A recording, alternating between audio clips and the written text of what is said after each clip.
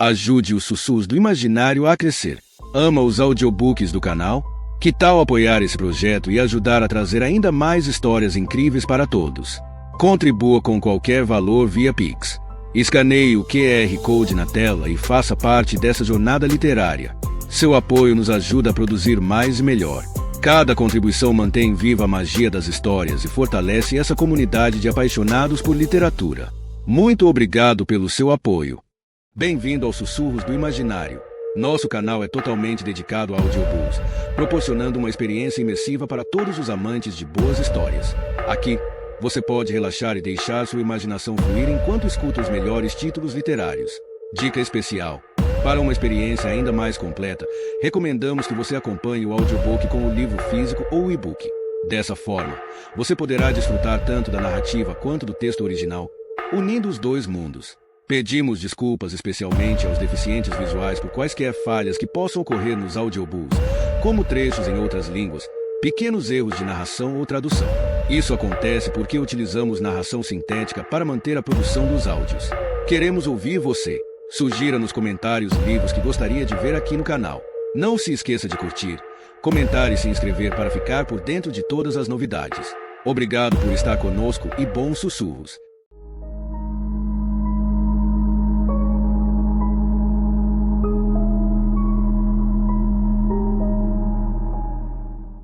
Um homem chamado Ove. Um livro escrito por Fredrik Backman. Capítulo 1.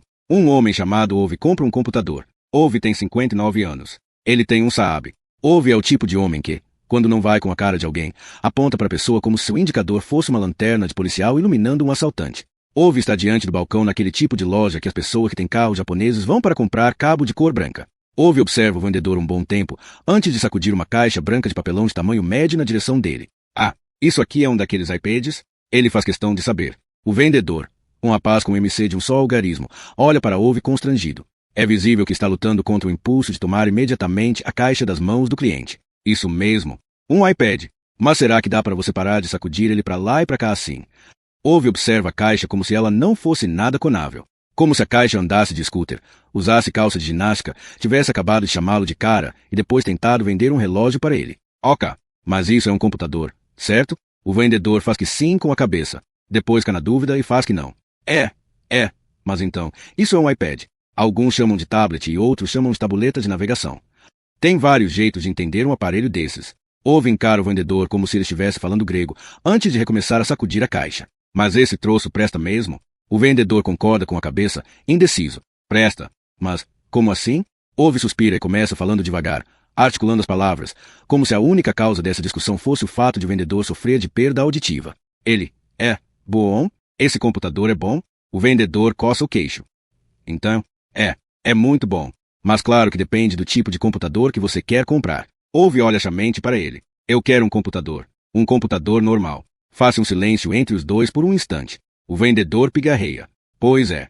Então, na verdade esse aqui não é um computador normal. Talvez você prera um. O vendedor faz uma pausa, obviamente procurando uma palavra que o homem diante dele consiga relacionar com alguma coisa. Então pigarreia novamente e diz: um laptop? Ove balança a cabeça freneticamente e se inclina de modo ameaçador por cima do balcão. Não, eu não quero um laptop. Eu quero um computador. O vendedor faz que sim, indicando que entendeu. Um laptop é um computador. Injuriado, Ove mantém o olhar no jovem e pressiona incisivamente o indicador lanterna no balcão. Você com certeza acha que eu não sei de nada. Outro silêncio. Não muito diferente do que talvez tivesse surgido entre dois pistoleiros, ao de repente se darem conta de ter esquecido os revólveres. Ove olha a caixa demoradamente, como se esperasse obter dela uma espécie de conção. De onde é que sai o teclado? Resmunga ele, por M. No canto do balcão, o vendedor coça a palma das mãos, nervoso, inquieto, apoiando-se num pé e depois no outro. Como fazem os rapazes que trabalham nessas lojas, começam a perceber que as coisas vão tomar muito mais tempo do que imaginavam. Bem, na verdade, ele não tem teclado. Ove ergue as sobrancelhas. Ah, tá certo. Deve ser porque a gente tem que comprar ele separado, né? Como um item extra. O vendedor coça a palma das mãos de novo. Não, quer dizer... Mas então, esse computador não tem teclado. Você dá os comandos todos direto na tela. Ove, cansado, balança a cabeça, como se tivesse acabado de testemunhar o vendedor, lambendo o vidro do balcão de uma sorveteria. Mas eu preciso de um teclado. Você entende isso, né? O vendedor dá um suspiro profundo, como se fosse contar até 10. Ok, entendi. Então eu acho que é melhor você não comprar esse computador. Em vez desse, acho que você deveria comprar, por exemplo, um MacBook. A expressão de Ove denuncia que ele talvez não esteja totalmente convencido. Um MacBook? O vendedor faz que sim esperançoso, como se tivesse acabado de experimentar um avanço considerável e definitivo nas negociações. Isso. Ove franze a testa, desconado. Um MacBook é um desses malditos leitores digitais de que todo mundo fala. O vendedor dá um suspiro com a profundidade de um poema épico. Não. Um MacBook é um laptop com teclado. Sei. Dispara Ove imediatamente. O vendedor assente. Volta a coçar a palma das mãos. Isso. Ove dá uma olhada em volta. Dá uma sacudida na caixa de novo. Ele é bom? O vendedor baixa o olhar para o balcão, tentando resistir bravamente ao impulso de arranhar o próprio rosto. Em seguida, ele de repente olha para frente com um sorriso cheio de energia. Sabe de uma coisa? Deixe eu ver se meu colega já atendeu o cliente dele, para ele vir aqui mostrar para você. Ove confere o relógio de pulso. Balança a cabeça. Sabe, alguns de nós têm mais o que fazer, além de ficar aqui o dia inteiro esperando. O vendedor imediatamente faz que sim com a cabeça e desaparece atrás do balcão. Depois de alguns instantes ele retorna com um colega, um rapaz que parece muito contente, como alguém que ainda não trabalhou bastante com vendas numa loja. Olá, em que posso ser útil? Ove crava o indicador lanterna no balcão, exigindo, eu quero um computador. O rapaz não parece mais tão contente. Ele lança para o primeiro vendedor um olhar insinuando que depois ele vai ter o que merece. Está bem, um computador, certo? Então podemos passar aqui para nossa sessão de computadores portáteis, diz o rapaz sem muito entusiasmo, virando-se na direção de Ove. Ove arregala os olhos na direção dele. Ei, eu sei muito bem o que é um laptop. Você não precisa chamar de computador portátil. O rapaz, prestativo, faz que sim com a cabeça. Enquanto isso, atrás dele, o primeiro vendedor resmunga: eu não aguento, vou almoçar. Almoço, é só nisso que as pessoas pensam hoje em dia, diz Ove, bufando. O quê? Pergunta o rapaz, virando-se para ele. Almoço, articula Ove.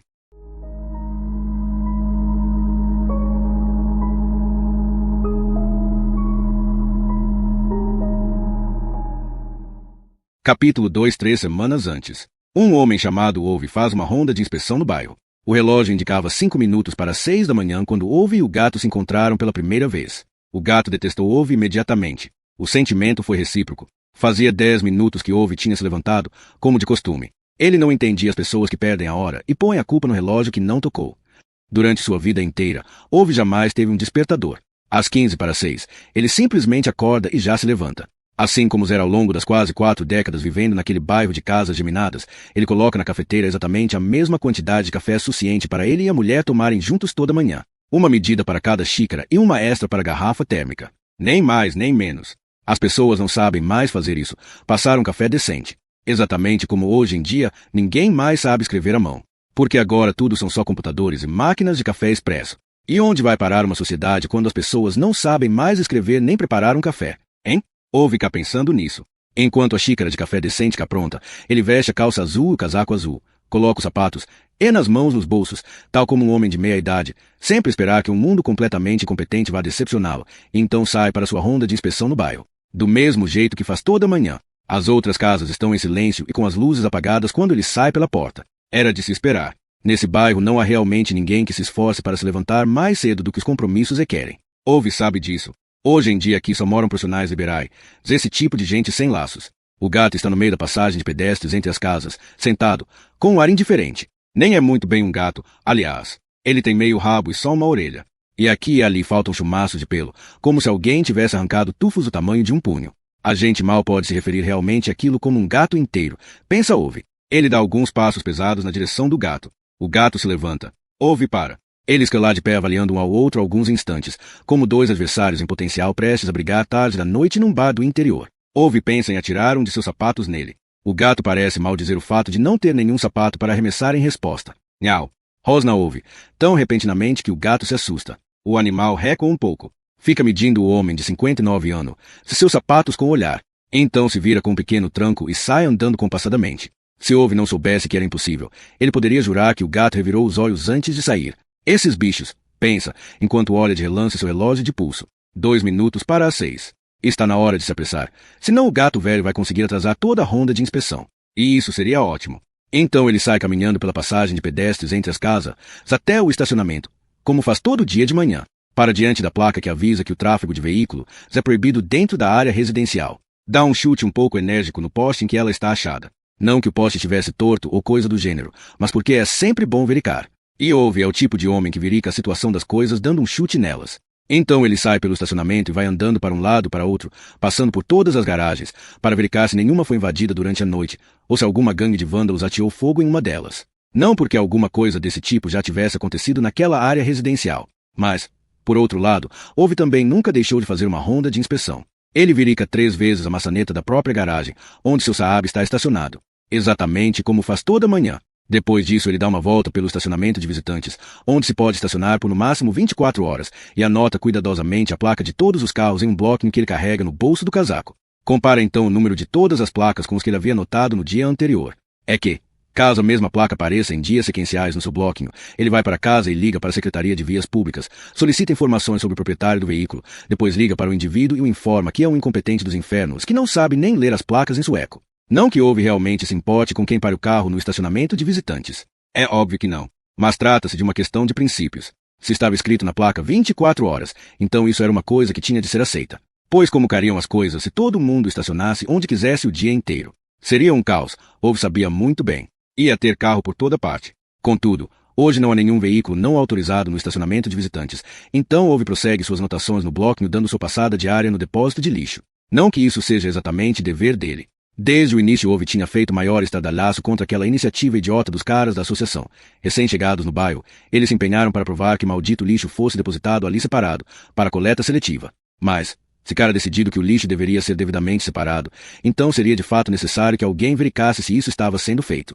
Não que alguém tivesse dado a Ove essa missão. Mas, se pessoas como Ove não tomassem a iniciativa em situações assim, tudo viraria uma anarquia. Ove sabia disso. O lixo ia cara espalhado por toda parte, fora das lixeiras específicas. Ele deu chutes nas latas de lixo. Depois xingou um vidro vazio de conservas da lixeira reservada para vidros, resmungou alguma coisa sobre os incompetentes e desenroscou a tampa de metal.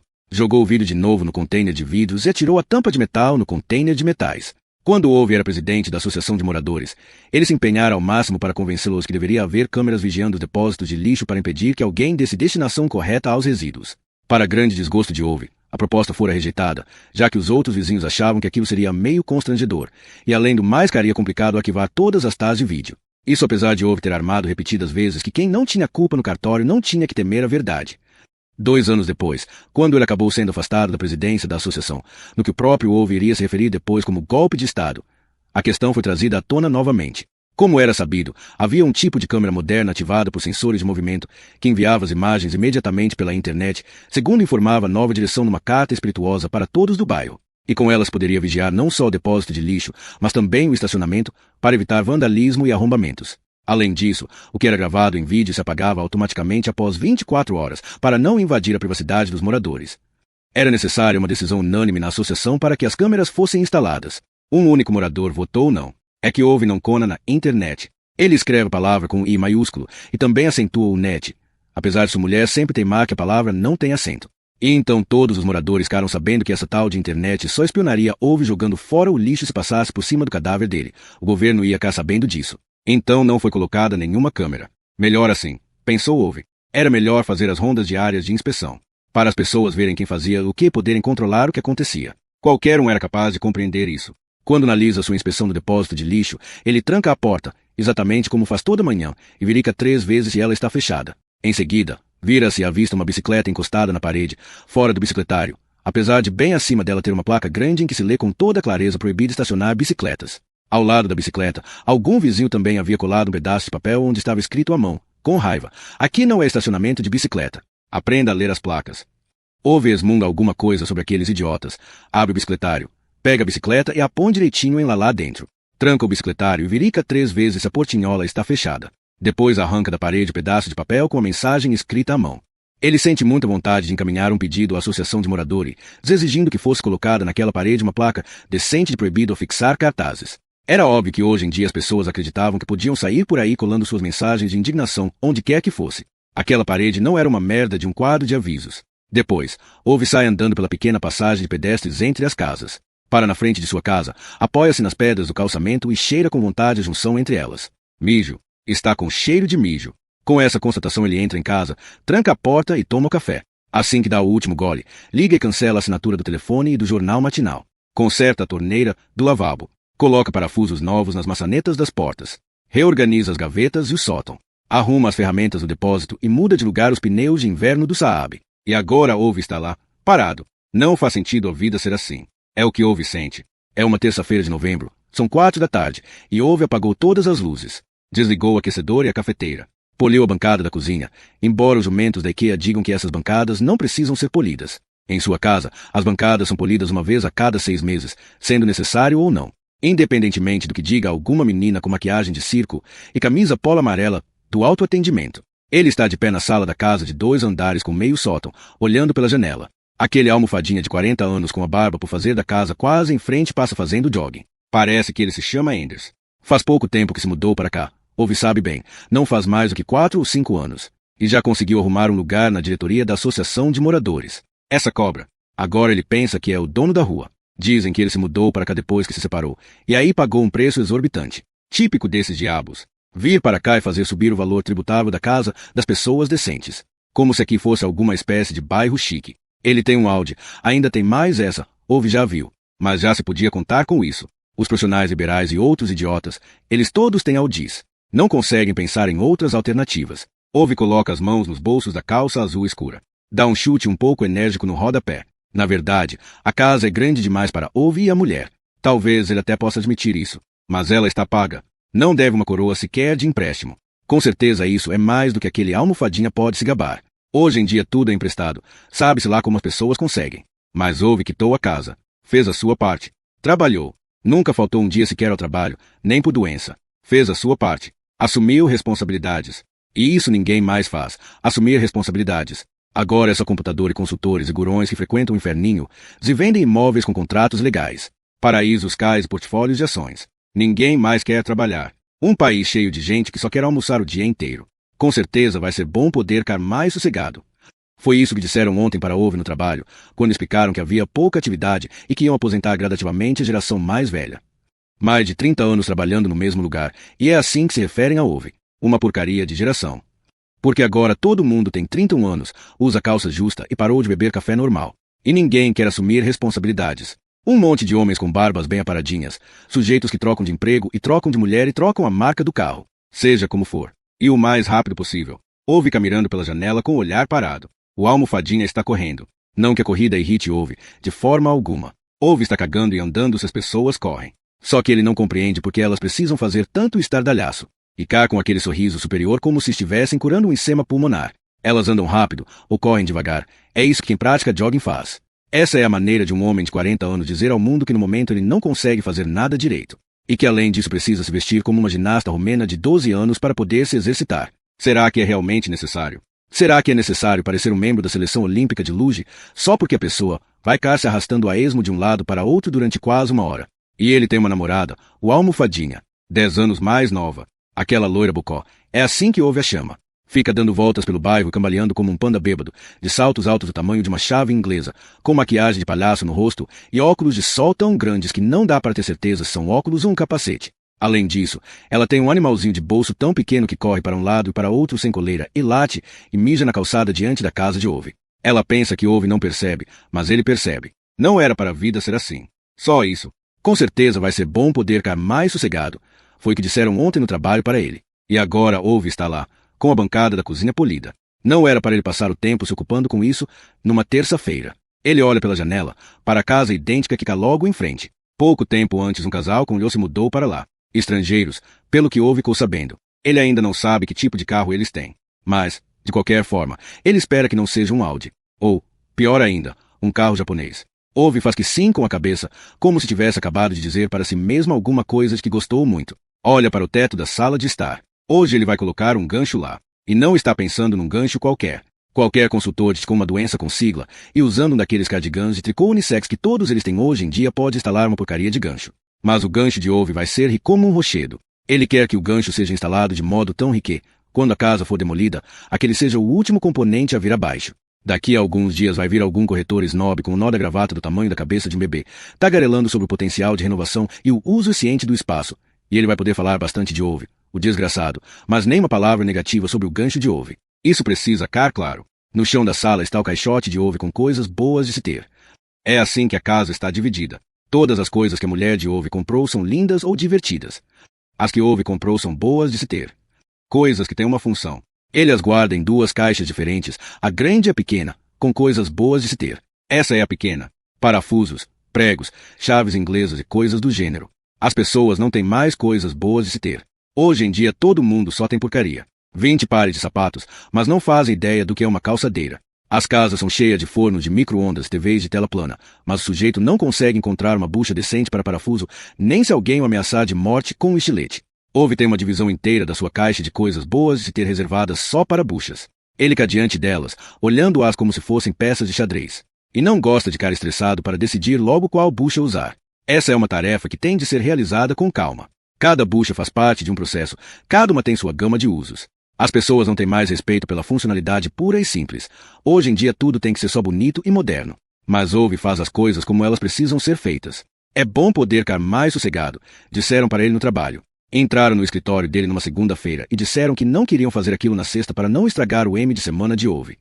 Vai ser bom poder ficar mais sossegado agora, eles disseram. O que eles sabem sobre acordar de repente numa terça e não ter mais nenhuma função? Com a internet e os cafés expressos deles, o que sabem sobre assumir responsabilidade pelas coisas? Ouve tal teto, com os olhos semicerrados. É importante o gancho ficar centralizado, ele conclui. E lá está ele em meio a todas essas coisas extremamente importantes quando é interrompido, com a maior falta de consideração, por um som prolongado de alguma coisa raspando. Nem um pouco diferente do som que se ouviria se um debilóide fosse tentar dar ré com um carro japonês de reboque e passasse raspando ao longo de toda a fachada da casa de ouve.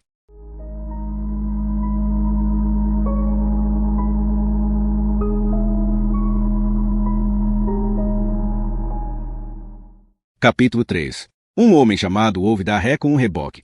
Ouve afasta as cortinas de oures verdes que sua mulher há vários anos dizia querer trocar. Ele vê uma mulher de baixa estatura, obviamente estrangeira, de cabelo curto e 30 e poucos anos. Ela está parada de pé, gesticulando furiosamente para um debilóide loiro da mesma idade, alto demais, socado no assento dianteiro de um carro japonês, pequeno demais, com reboque e que está arranhando toda a fachada da casa de Ouve. Aparentemente, o debilóide quer comunicar com gestos e sinais sutis à mulher que aquilo, na realidade, não é tão fácil quanto parece.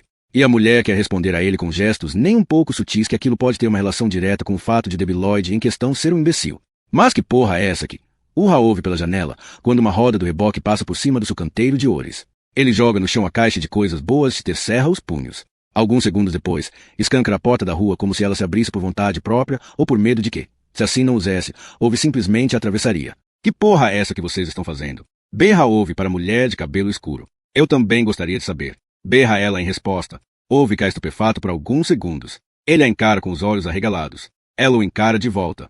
É proibido, andar de carro aqui dentro da área residencial. Será que você não sabe ler placas em sueco? A mulherzinha estrangeira dá um passo na direção dele, e só então Ouve repara que ela está numa fase avançada de gravidez ou tem o que Ouve classificaria como obesidade mórbida. Mas não sou eu que estou dirigindo. Ouve a encara em silêncio durante alguns segundos. Em seguida, volta-se para o grande debilóide loiro que acabou de se desvencilhar do carro japonês com as mãos ao alto pedindo desculpas. Ele está usando um cardigan de tricô e tem a postura de alguém que, obviamente, sofre com a falta de cálcio. E quem é você? Quer saber, Ouve? Sou eu que estou dirigindo, diz o debilóide, esfuziante. Ele deve ter quase 2 metros de altura. Ouve fica sempre desconado de qualquer pessoa com mais que 1,85 m. Nesses casos o sangue não consegue chegar ao cérebro, é o que a experiência lhe diz. Ah, é? É mesmo? Pois não parece. Grita imediatamente para o debilóide a mulher grávida de cabelo preto, que é cerca de meio metro mais baixa, tentando dar tapas no braço do homem com ambas as mãos. E quem é ela? Pergunta Ouve, olhando para a mulher. Ela é a minha esposa, diz o debilóide gentilmente. Não tenha tanta certeza de que isso vai continuar assim por muito tempo, retruca ela, de modo que o barrigão sacode para cima e para baixo. Não é tão fácil quanto parar. O marido tenta dizer, mas é interrompido por ela no mesmo instante. Eu disse para a direita. E você continuou a vir de ré para a esquerda. Você não escuta. Você nunca escuta.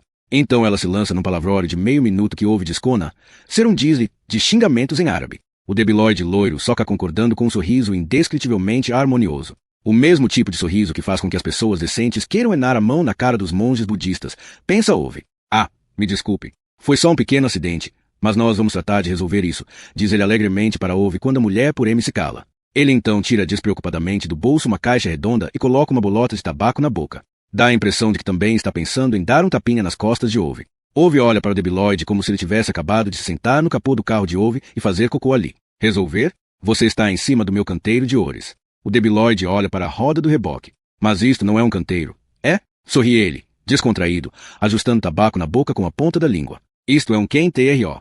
Diz Ove, enfaticamente. O debilóide meneia a cabeça. Observa o chão um instante. Olha para Ove como se tivesse acabado de ouvir uma brincadeira. Espera aí, meu senhor, isto é só a terra. Ove franze a testa formando um único sulco ameaçador. Isto é um quem TRO. O debilóide coça a cabeça hesitante e acaba cando com um pouco de tabaco no cabelo desgrenhado. Mas você não plantou nada nele. Você não tem porra nenhuma a ver com o que eu faço ou não faço com o meu canteiro. O debilóide concorda rapidinho com a cabeça, agora ansioso para não provocar ainda mais esse homem estranho. Então ele se volta para a mulher, como se esperasse que ela viesse em seu socorro. Mas ela não dá a menor pinta de que vá fazer isso. O debilóide olha novamente para Ove. Mulher grávida. Sabe como é. Os hormônios e coisa e tal. O debilóide tenta sorrir. A mulher grávida não dá nenhum sorriso. Nem Ove. Ela cruza os braços. Ove coloca as mãos na cintura.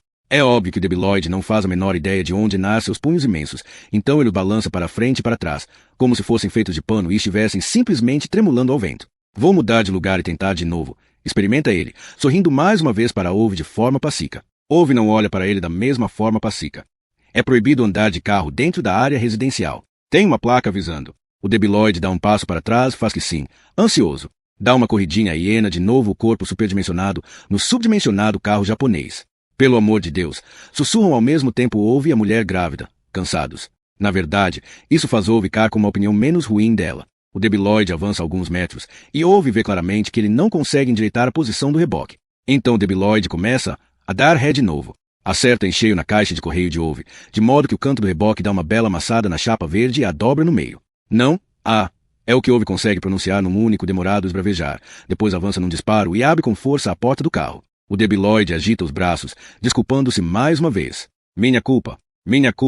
Sorry, não vi a caixa de correio no retrovisor. Sabe como é? É difícil com reboque. Eu nunca sei em que direção devo virar. Ove esmurra a capota do carro com tanta força que o debilóide sobressalta e bate a cabeça na moldura da porta. Ove inclina o rosto e chega tão perto dele que as palavras mal têm tempo de passar pelo ar antes de entrarem no ouvido do debilóide. Saia do carro. O quê? Saia do carro. Eu falei. O debilóide olha meio assustado para Ove, mas não parece correto ter a ousadia de perguntar por quê. Em vez disso, ele sai do carro e se posta ao lado dele como uma criancinha de castigo no canto da classe. Ove aponta na direção da rua estreita por entre as casas geminadas, para o bicicletário e o estacionamento. Vá para um lugar em que você não que no caminho. O debilóide faz que sim, um tanto perplexo. Meu Deus do céu. Alguém com o antebraço amputado e catarata teria conseguido dar ré nesse reboque mais rápido que você. Resmunga Ove, ao se sentar no carro.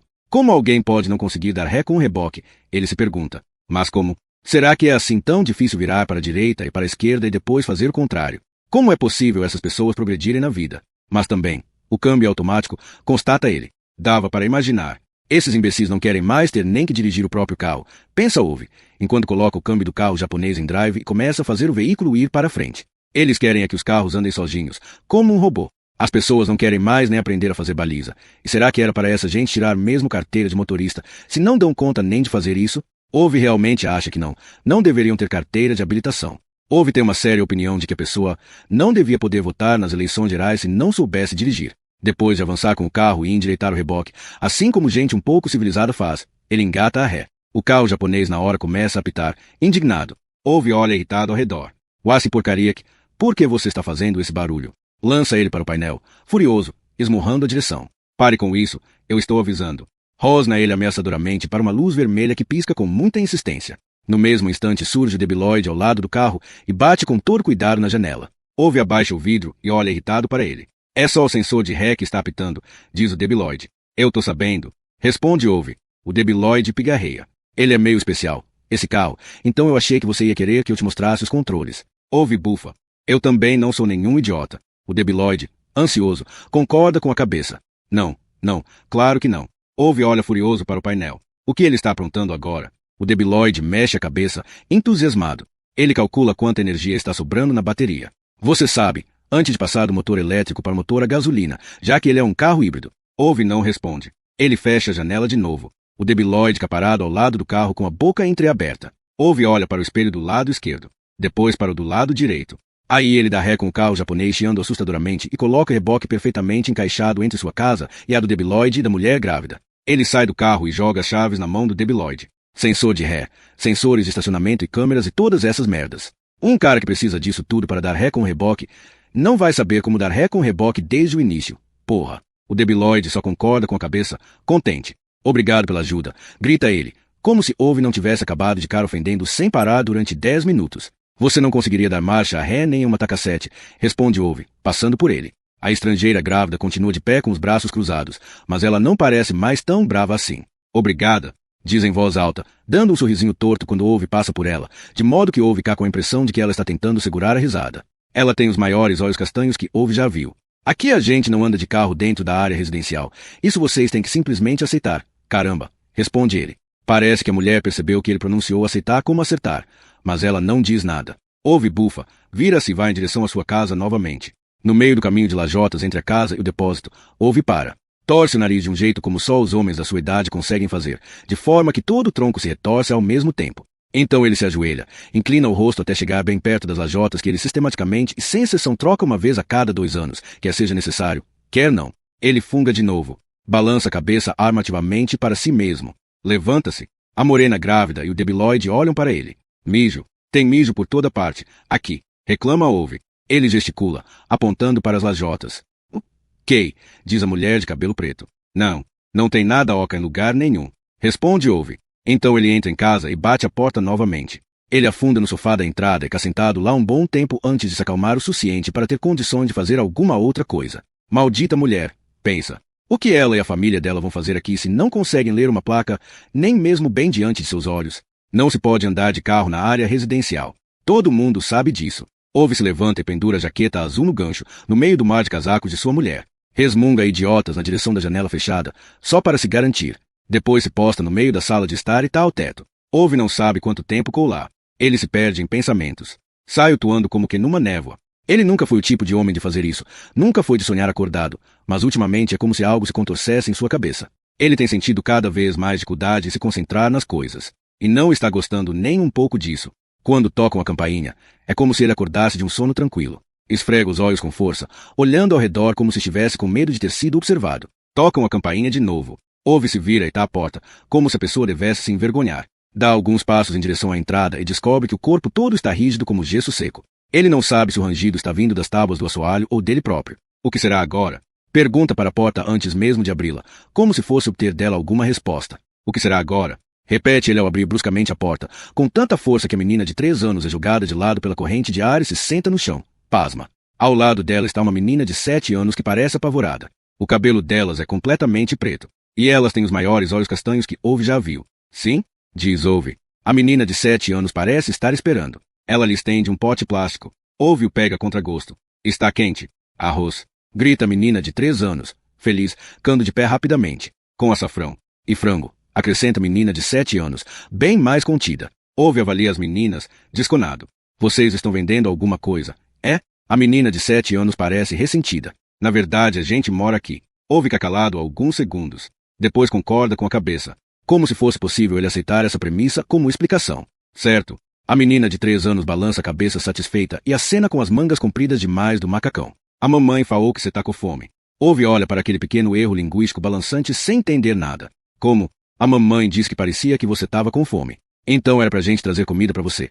Esclarece a menina de 7 anos, irritada. Vem, Nazane, diz ela. Então segura a menina de 3 anos com força pela mão, lança um olhar acusador para Ove e sai andando. Ove estica a cabeça pela porta aberta e cá olhando para elas. Ele vê do outro lado a mulher grávida de cabelo preto em pé na soleira, sorrindo para ele, enquanto as meninas voltam correndo para casa. A menina de 3 anos se vira e acena contente para ele. A mulher grávida também acena. Ove fecha a porta. Ele fica parado na entrada, olhando para o pote quentinho com frango e arroz com açafrão como alguém talvez olhasse para uma caixa contendo nitroglicerina. Depois vai para a cozinha e o coloca na geladeira. Não que ele tenha o hábito de comer seja lá o que for que crianças estrangeiras se estranhas e tragam na porta da sua casa, mas porque na casa de Ove não se joga comida fora.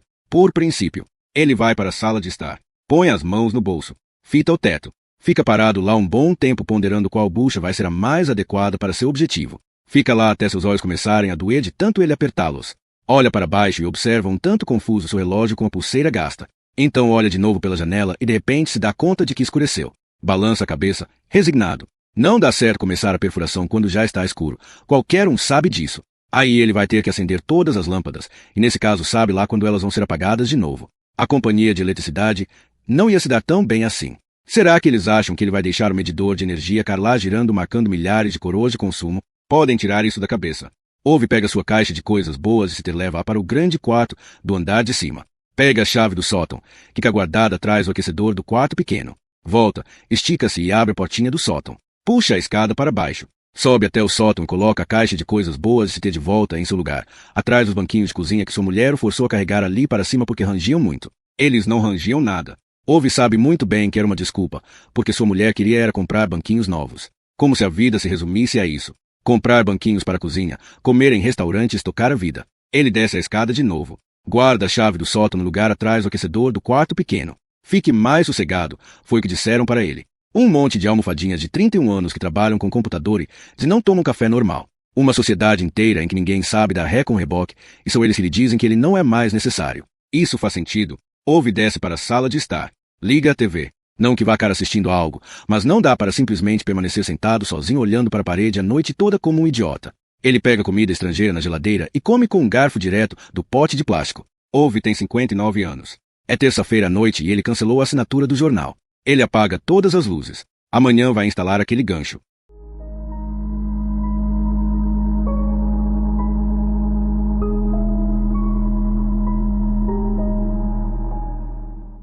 Capítulo 4. Um homem chamado Ove não paga o adicional de 3 coroas. Ove estende Azores na direção dela. 2. Claro que não era a intenção deliberada que fossem 2. Mas é preciso certa moderação. Tinha sido questão de princípios. Ove explica a ela. Então ficaram sendo 2. Nada cai em ordem aqui quando você não está em casa, murmura ele, dando chutes na terra congelada. A mulher dele não responde. Vai nevar hoje à noite, ele diz. No noticiário dizem que não vai, mas, como Ove costuma dizer, essa é a melhor maneira de saber que vai acontecer exatamente o contrário. Então ele diz isso a ela. Ela não responde. Ove põe as mãos nos bolsos da calça azul e balança a cabeça brevemente. Não é natural andar arrastando os pés sozinho em casa o dia todo, enquanto você não está. É só o que eu digo. Isso não é maneira de viver. Ela também não fala nada. Ove balança a cabeça e chuta a terra novamente. Ele não entende as pessoas que dizem que querem a aposentadoria. Como se pode ansiar durante a vida toda por se tornar desnecessário? Ficar por aí sendo um fardo para a sociedade? Que tipo de homem sonha com isso? Ir para casa e só ficar esperando pela morte. Ou pior, podem levar o sujeito para um asilo porque não consegue mais cuidar de si mesmo. Ove não imagina nada mais revoltante que isso. Depender de outras pessoas para ir ao toalete. A mulher de Ove costuma rir, provocando, ao dizer que ele é a única pessoa que ela conhece que prefere ser conduzido num caixão a ser transportado numa van para deficientes. É bem provável que haja algo de verdade nisso. Aliás, aquele gato infernal estava sentado lá de novo hoje de manhã, praticamente bem em frente à porta deles. Se é que se poderia chamar aquilo de gato. Ove tinha levantado às 15 para as 6, feito café para ele próprio e a esposa. Andado pela casa, verificado todos os aquecedores para ter certeza de que ela não tinha aumentado a temperatura às escondidas de novo. Claro que todos estavam exatamente no mesmo nível do dia anterior, mas ele baixou mais um pouquinho, só por garantia. Depois ele pegou seu casaco do único gancho da entrada, que não estava com roupas dela. Foi fazer sua ronda de inspeção. Anotou o número das placas e verificou os portões das garagens. Tinha começado a esfriar, ele percebeu. Já estava chegando a hora de trocar a jaqueta azul de outono pela jaqueta azul de inverno. Ele sempre sabe quando vai nevar, porque é quando a mulher dele começa a falar que precisa aumentar a temperatura da sala de estar. Bobagem, sentencia Ove, todo ano. Nenhum diretor de companhia elétrica vai ficar sentado enchendo o bolso de dinheiro só porque a estação do ano mudou. Subir a temperatura em 5 graus custa milhares de coroas por ano, Ove já calculou. Então todo inverno ele tira do sótão um gerador a diesel, que ele trocou por um gramofone antigo no mercado de pulgas. E então instala ligado a um aquecedor de carro que comprou em liquidação por 39 coroas. Quando o gerador faz o aquecedor de carro funcionar, este opera durante meia hora com a pequena bateria a qual Ove conectou, e assim sua mulher pode ficar com ele ao seu lado da cama por algum tempo antes de dormir. Mesmo que seja óbvio que Ove vai comentar que ela não deve ficar esbanjando, pois o diesel também não é de graça. E a mulher de Ove nessas horas age como sempre, faz que sim com a cabeça e diz que Ove com certeza tem razão. E depois passa o inverno todo aumentando às escondidas a temperatura dos aquecedores quando ele não está olhando. É assim todo ano. Ove chuta a terra mais uma vez. Ele pondera se deve contar a ela sobre o gato. Ele estava sentado lá de novo quando Ove voltou da ronda de inspeção. Ove olhou para o gato. O gato olhou para Ove. Ove apontou para ele e rosnou tão alto, para que desse no pé, que sua voz reverberou enfurecida entre as casas. O animal ficou olhando para Ove mais um pouco. Então se levantou de modo extremamente cerimonioso. Como se fizesse questão de demonstrar que, na verdade, não estava dando no pé porque Ove quisesse, mas porque tinha coisas melhores para fazer. Então virou à esquina do depósito e desapareceu. Ove decide não contar nada à mulher. Ele presume que ela iria se irritar com sua história de enxotar o animal. Se fosse por ela, eles teriam a casa cheia de gatos sem teto, com pelos sem pelo. Ele está usando terno azul. Abotoou a camisa branca até o alto. Ela costuma dizer que ele pode deixar o último botão aberto se não for usar gravata, e toda vez ouve responde que não é nenhum grego alugando cadeiras de praia e fecha o botão de cima. Ele está com seu antigo relógio com a pulseira gasta, o que seu pai herdou do pai dele no mesmo ano em que fez 19 anos, e que Ove, por sua vez, herdou de seu pai, falecido quando estava prestes a fazer 16. A mulher de Ove gosta desse terno. Sempre diz que ele cai elegante com ele. Claro que Ove, como toda pessoa razoável, é da opinião que só almofadinhas usam ternos chiques no dia a dia. Mas esta manhã ele decidiu que merece uma exceção. Até colocou seu sapato social preto e o lustrou com uma quantidade decente de graxa. Quando pegou o casaco de outono do gancho da entrada antes de sair de casa, ele lançou um último olhar pensativo à coleção de casacos da mulher. Ficou imaginando como uma pessoa tão pequena pode ter tantos casacos. Parece que a gente vai entrar no meio da roupa e parar em Nárnia, comentou uma vez uma amiga da mulher de Ove. Com certeza, Ove não fez a menor ideia do que ela quis dizer com isso. Mas sua mulher tinha um número assustador de casacos de inverno, de qualquer forma. Ele saiu de casa antes que qualquer outra pessoa do bairro acordasse. Caminhou até o estacionamento. Abriu a garagem com a chave. É claro que Ove tem um controle remoto do portão da garagem, mas ele nunca entendeu para que aquilo havia de servir. Se toda pessoa decente consegue abrir facilmente o portão com as próprias mãos. Ele tranca o Saab também com chave. Isso funciona bem há anos. Não há motivo para mudar. Ove se sentou no banco da frente e girou o dial do rádio meia volta para um lado e meia volta para o outro. Corrigiu a posição de todos os retrovisores, como faz toda vez em que se senta no Saab. Como se algum vândalo sistematicamente arrombasse seu carro e mudasse de propósito a posição dos retrovisores e a estação de rádio. Ao cruzar de carro o estacionamento, encontrou aquela estrangeira grávida da casa vizinha. Ela segurava a mão da menina de 3 anos. Aquele loiro debilóide grandão estava ao lado delas. Avistaram Ove e os três acenaram alegres para ele. Ove não respondeu. Primeiro pensou em parar e advertir aquela mulher que nesse bairro as crianças não cão correndo pelo estacionamento como se fosse um playground. Mas concluiu que não tinha tempo disponível. Em vez disso, ele saiu pela rua larga e passou em frente à leira interminável de casas iguais à sua. Quando ele e sua mulher se mudaram, ali só havia 6 casas. Agora são centenas. Antes aquilo tudo era mato, mas agora são só casas por toda parte. Todas compradas à prestação, claro. É assim que as pessoas fazem hoje em dia. Compram a prazo, dirigem carros elétricos e contratam mão de obra sempre que precisam trocar uma lâmpada. Instalam aqueles carpetes de madeira, têm lareiras elétricas e assim vão levando a vida. Uma sociedade inteira que não consegue ver a diferença entre uma bucha decente e um tapa na cara. Aparentemente é assim que as coisas têm que ser agora. Levou 14 minutos para chegar à auricultura do shopping. Ove respeita todos os limites de velocidade, mesmo nessa rua de 50 por hora em que todos os idiotas engravatados que mudaram para cá recentemente andam a 90. Nas proximidades de suas próprias casas, eles colocam placas crianças brincando e as malditas tartarugas. Mas, quando estão na área residencial dos outros, isso não é levado em conta. É o que Ove diz a sua mulher nos últimos 10 anos, toda vez em que passam por ali. Além disso, as coisas estão ficando cada vez piores. Ele costuma acrescentar, para o caso de ela porventura não ter escutado o que ele disse das vezes anteriores. Hoje ele não teve nem tempo de andar 2 quilômetros antes de uma Mercedes preta colar na traseira do Saab. Ove sinalizou 3 vezes com as luzes de freio. A Mercedes ligou o farol alto como resposta. Ove mostra a língua para o retrovisor. Como se, tão logo resolveram que os limites de velocidade não valem para eles, pudessem então andar quase encostando no carro da frente, não é? Ove não deu passagem. A Mercedes aumentou o farol de novo. Ove diminuiu a velocidade. A Mercedes buzinou. Ove diminuiu mais ainda. A Mercedes buzinou mais alto. Ove chegou a 20 por hora. Quando os 2 veículos se aproximaram de uma lombada, a Mercedes passou por ele fazendo o maior barulho. O homem do carro, um quarentão de gravata com fones brancos pendurados nas orelhas, ergueu o dedo do meio em riste. Ove respondeu ao gesto como fazem todos os homens de 59 anos com educação decente. Bateu de leve com a ponta do indicador na lateral da cabeça. O homem da Mercedes deu um grito tão forte que borrifou saliva pelo lado de dentro da janela, pesou no acelerador e desapareceu. 2 minutos depois, Ove chegou a um sinal vermelho. A Mercedes era a última da lã. Ove ligou o farol alto para ela. Ele viu como o homem deu um tranco com o pescoço, de forma que o fone branco bateu no painel. Ove balançou a cabeça satisfeito. O sinal cor verde. A lã não andava. Ove buzinou. Não aconteceu nada. Ove balançou a cabeça. Só podia ser uma mulher. Ou uma obra na rua. Ou um Audi. Quando já tinham se passado 30 segundos sem acontecer nada, Ove pôs o câmbio em ponto morto, abriu a porta e saiu do Saab com o motor ligado. Ficou em pé no meio da rua e olhou na direção da lá com as mãos na cintura. Mais ou menos como faria o super-homem se ficasse preso no trânsito. O homem da Mercedes buzinou. Idiota, pensou Ove. Depois de alguns segundos, a lá começou a andar. Os carros à frente de Ove saíram. O carro atrás dele, um Volkswagen, buzinou. O motorista acenou impaciente para ele. Ove olhou para o homem com raiva.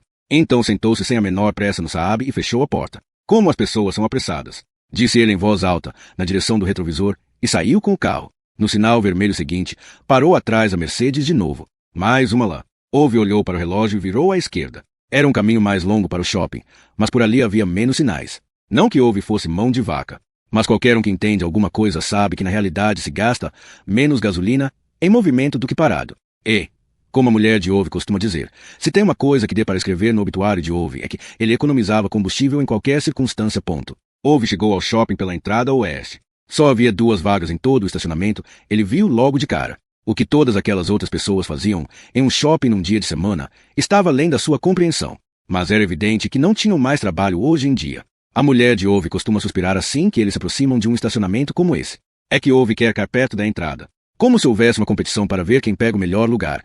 Ela sempre diz, quando ele está dando voltas e mais voltas xingando todos os cretinos com carros estrangeiros que estão no caminho. Às vezes eles chegam a dar 6 ou 7 voltas em busca de uma boa vaga, e se Ove finalmente acaba desistindo e se satisfaz com uma a 20 metros de distância, ele cai de mau humor o resto do dia. A mulher nunca entendeu isso, mas também ela não entende muito bem essas questões de princípios. De início, Ove pensou em dar algumas voltas hoje também, mas foi aí que ele viu a Mercedes circulando novamente. Ele veio pelo sul. Então era para cá que ele se dirigia, o homem de gravata com fones no ouvido. Ove não hesitou um segundo. Pisou no acelerador e acenou no cruzamento. A Mercedes freou bruscamente, o motorista enou a mão na buzina e foi atrás dele. E assim recomeçou o duelo. As placas na entrada do estacionamento direcionavam o trânsito para a direita, mas lá o cara da Mercedes também deve ter visto claramente as 2 vagas. Se tentou passar por Ove e entrar à esquerda. Mas Ove mudou como um raio a direção e bloqueou o caminho. E então os 2 homens começaram a caçar um ao outro pelo asfalto. Pelo retrovisor, Ove viu um pequeno Toyota que tinha vindo da rua atrás deles, seguido as placas e continuado devagarzinho pelo estacionamento, numa grande curva à direita. Ove acompanhou seu movimento com o olhar enquanto avançava na direção oposta com a Mercedes em seu encalço. Claro que ele podia ter pego uma vaga, a que estava mais próxima da entrada, e assim ser magnânimo o suficiente para deixar a Mercedes car com a outra. Mas que espécie de vitória seria essa? Em vez disso, Ove parou diante da primeira vaga e não arredou o pé de lá. A Mercedes buzinou. Ove ficou parado. A Mercedes buzinou de novo. O pequeno Toyota se aproximou pelo outro lado. O Mercedes viu isso e compreendeu tarde demais o plano diabólico de Ove. O homem buzinou três-ocadamente, tentou passar pelo Saab, mas não tinha a mínima chance. Ove já havia acenado para o Toyota pegar uma das vagas. E, quando o carro já estava estacionado, Ove entrou serenamente na outra. O vidro lateral da Mercedes ficou tão coberto de cuspe quando passou por Ove que não dava para ver o motorista lá dentro. Ove saiu do Saab triunfante como um gladiador romano. Em seguida, olhou para o Toyota. Que merda! Resmungou ele, repentinamente contrariado. A porta do Toyota se abriu. Olá! Disse em voz alta o loiro debilóide, desvencilhando-se alegremente do assento dianteiro. Ove só balançou a cabeça. Oi, oi, disse a estrangeira grávida do outro lado do Toyota, erguendo a menina de 3 anos. Ove olhou irado na direção da Mercedes. Obrigado pela vaga. Sensacional, disse o debilóide, com um sorriso. Ove não respondeu. Como se chama? Imediatamente disparou a menina de 3 anos. Ove, ele respondeu. Eu chamo Nazanin, disse ela, feliz. Ove acenou com a cabeça. Eu me chamo Pat, começou o debilóide. Mas Ove já tinha se virado e ido. Obrigado pela vaga, gritou a estrangeira grávida, na direção dele. Ove percebeu pela voz dela que estava rindo. Ele não gostou disso. Só resmungou um breve tá bom sem se voltar e entrou no shopping pelas portas giratórias. Virou à esquerda no primeiro corredor e olhou em volta várias vezes, como se estivesse com medo de que a família de vizinhos fosse segui-lo. Mas eles entraram à direita e desapareceram. Ove ficou parado diante da mercearia, desconado. Inspecionou a tabuleta com as ofertas da semana.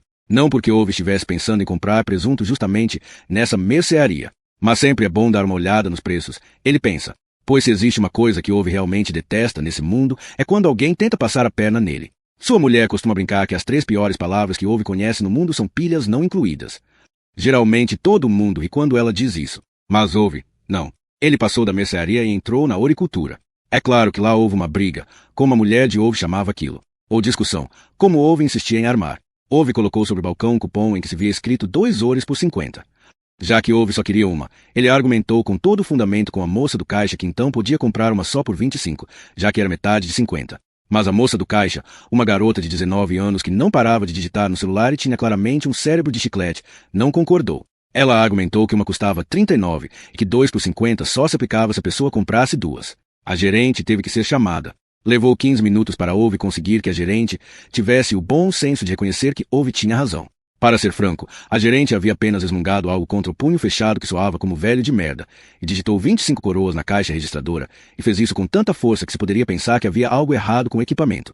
Mas para Ove tanto fazia. Anal, ele sabia como esses vendedores ficam o tempo todo tentando passar o pé no cliente. E não se passa o pé em Ove impunemente. O que é justo é justo. Ove colocou o cartão do banco sobre o balcão. A gerente apontou condescendentemente com a cabeça para uma placa em que estava escrito: para compras no cartão abaixo de 50 coroas será cobrada uma taxa de 3 coroas. Então foi como foi. Agora Ove está diante de sua mulher com 2 ores. Porque era uma questão de princípios. Eles podem esquecer aquelas 3 coroas, diz Ove, olhando o chão de cascalho. A mulher de Ove briga com frequência com ele porque ele sempre resmunga de tudo. Mas Ove não briga à toa. Ele só acha que o que é justo é justo. Não se trata de uma postura razoável diante da vida. É o que ele costuma perguntar à sua mulher. Ele ergue o olhar e a observa. Claro que você está brava porque eu não vim ontem, como prometi, murmura ele. Ela não diz nada. Mas o bairro inteiro virou um manicômio. Ele se justiça. Um caos total. A gente precisa até sair para dar ré no reboque para eles hoje em dia. Não se pode nem instalar um gancho em paz. Ele continua, como se ela tivesse protestado. Houve pigarreia. Não deu para instalar o gancho porque já tinha escurecido. Sabe como é. Aí não se pode prever quando as luzes poderão ser apagadas. Assim o medidor de energia vai ficar lá girando.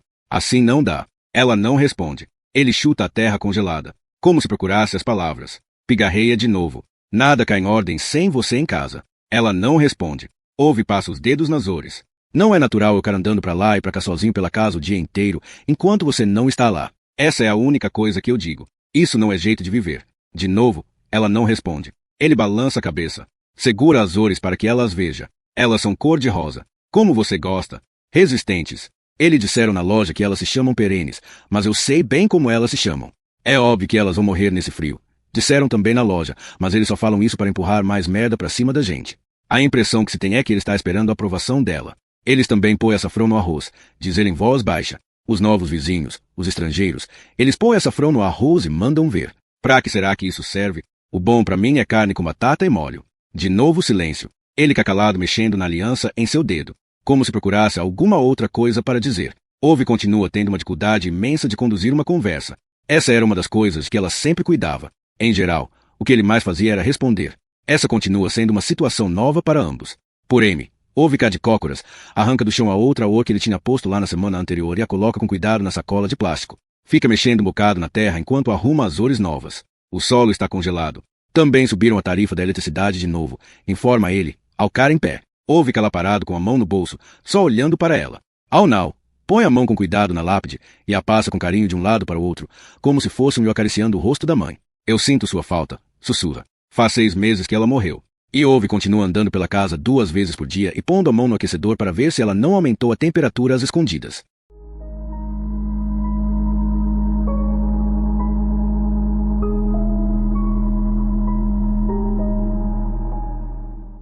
Capítulo 5. Um homem chamado Ove. Ove sabia muito bem que os amigos da mulher não entendiam porque ela tinha se casado com ele, e não podia censurá-los por isso. As pessoas diziam que ele era amargo. Talvez elas tivessem razão. Ele não sabia ao certo. Ele nunca tinha pensado mais detidamente sobre o assunto. As pessoas chamavam de antissocial também, e Ove presumia que isso significava que ele não gostava lá muito de gente. E com isso ele até que podia concordar. As pessoas, em geral, não eram mesmo muito inteligentes. Ove não era de jogar conversa fora. Ele já havia percebido que isso era uma grande falha de caráter hoje em dia. Hoje as pessoas têm que ser capazes de tagarelar sobre qualquer coisa com qualquer maluco que esteja a um palmo de distância delas, só porque é divertido. Ove não sabia fazer isso. Talvez fosse por causa de como ele fora criado. Talvez os homens da sua geração nunca tivessem se preparado o suficiente para um mundo em que todo mundo só falava de fazer as coisas, mas ninguém realmente as fazia. Agora as pessoas ficavam diante de suas casas recém-reformadas gabando-se como se elas mesmas as tivessem construído, apesar de na verdade não terem nem mesmo posto a mão numa chave de fenda. E elas nem tentavam unir que era diferente. Elas se orgulhavam disso. As pessoas não davam mais valor a saber assentar direito um assoalho sozinhas, ou reformar um banheiro, ou colocar pneus de inverno no carro. Saber fazer alguma coisa direito era algo que não valia mais nada. E se você de repente só pudesse comprar as coisas, de que valeria? De que valeria um homem? Ove sabia muito bem que os amigos da mulher não compreendiam porque ela, de livre e espontânea vontade, acordava ao seu lado e decidia compartilhar o dia com ele. Nem ele compreendia. Ele fazia uma estante para ela, e ela enchia de livros pessoas que escreviam páginas e mais páginas sobre sentimentos. Ove entendia de coisas que ele podia ver e pegar. Concreto e cimento, vidro e aço, ferramentas, coisas que se podia contar. Ele entendia de ângulos retos e instruções claras, maquetes e plantas, coisas que podia desenhar num papel. Ele era um homem em preto e branco, e ela era a cor. Toda a cor dele. A única coisa que ele tinha amado antes de vê-la pela primeira vez eram os números. Ele não tem nenhuma lembrança especial da juventude além deles. Ninguém o intimidava, nem ele intimidava os outros. Não era bom em esportes, mas tampouco era ruim. Ele nunca cava no meio e nunca cava de fora. Ele era alguém que simplesmente estava lá. Ove também não se lembra muito da infância, da adolescência. Ele nunca foi o tipo de homem que fica lembrando coisas à toa.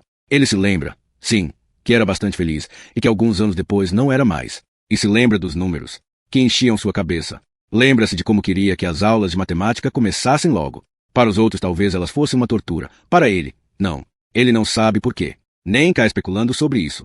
Ove nunca entenderá porque as pessoas insistiam em saber como as coisas eram como eram.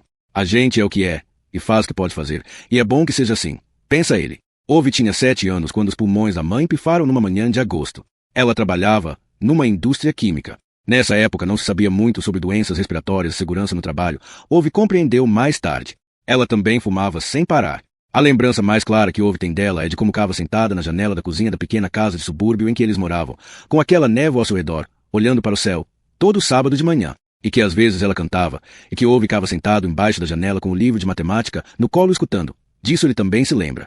A voz dela era fraca, e uma nota ou outra saía errada, às vezes, mas ele se lembra de que gostava mesmo assim. O pai de Ove trabalhava na estrada de ferro. A palma de suas mãos parecia o couro de um animal sulcado com faca, e as rugas no rosto eram tão profundas que, quando ele fazia esforço físico, o suor escorria por elas como em canais até o peito. O cabelo dele era liso e o corpo, magro, mas os músculos dos braços eram tão delineados que pareciam entalhados numa rocha. Uma vez, quando Ove era bem pequeno, ele acompanhou os pais a uma grande festa na casa de colegas de trabalho. Depois de já ter bebido algumas cervejas, o pai foi desaado para uma queda de braço. Ove nunca tinha visto homens tão truculentos. Eles sentaram-se, um de cada vez, com as pernas afastadas no banco de madeira de frente para seu pai. Alguns pareciam pesar 200 quilos. O pai derrotou cada um dos desaantes. Quando estavam indo a pé para casa naquela noite, o pai pôs o braço ao redor dos ombros de Ove e disse: "Só um cretino pensa que volume e força são a mesma coisa, Ove. Lembre-se disso." E Ove nunca se esqueceu da lição. O pai nunca erguia os punhos. Nem para Ove, nem para nenhuma outra pessoa. Ove tinha colegas que às vezes iam para a escola com o olho roxo ou marcas cintadas aqui e ali no corpo. Mas Ove, nunca. As pessoas da nossa família não são de brigar. O pai costumava dizer. Nem entre si, nem com outras pessoas. O pai era querido na estrada de ferro. Era um sujeito caladão, mas legal. Havia quem dissesse que ele era legal demais. Ove lembra que, quando criança, nunca conseguia entender como isso poderia ser uma coisa ruim. Então sua mãe morreu, e seu pai se tornou mais calado ainda. Como se ela houvesse levado consigo as poucas palavras que ele conhecia. Eles nunca foram de falar muito, o pai e Ove, mas gostavam da companhia um do outro. Ficavam satisfeitos de sentar lado a lado na mesa da cozinha em silêncio. E tinham como se manter ocupados. Criavam uma família de pássaros nos fundos da casa, numa árvore apodrecida, e os alimentavam a cada 2 dias. Era importante, Ove entendia, que fosse a cada 2 dias. Ele nunca soube o motivo, mas também nunca tivera necessidade de compreender aquilo direito. De noite ele e o pai comiam linguiça e batatas. Depois jogavam cartas. Nunca tiveram muito, mas sempre tinham o suficiente.